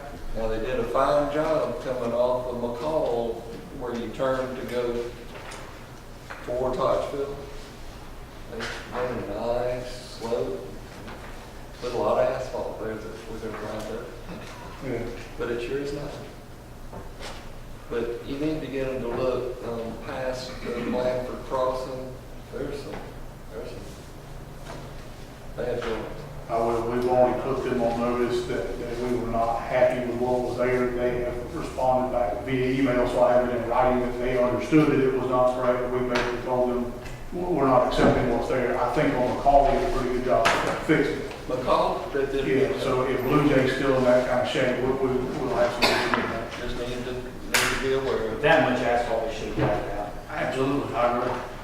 And of course, they had an explanation for why, but it doesn't matter. Part of the places where it is where they cut it out. And that's what they were saying, that outside ski was bumping along and they had some problems, but still, I believe they had 6 inches or so to work with, whatever exactly it was, and they should have been able to pull that out before the top of it. Anybody else?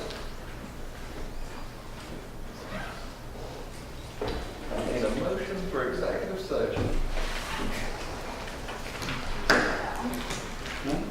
That's usually my job. That's your job. Go into an executive session where we will discuss personnel, property, and pending litigation. Second.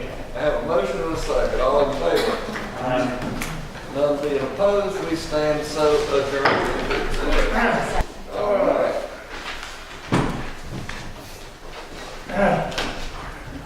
I need a motion to approve the executive session minutes from June 17, 2014.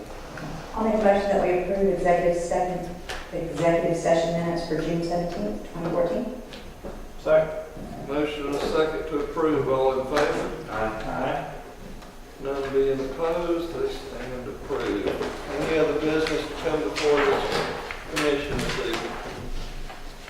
Not, I will entertain a motion to adjourn. Make a motion to adjourn. I'll second. I got a motion in 14 seconds. All in favor? Aye. None opposed? We stand so adjourned.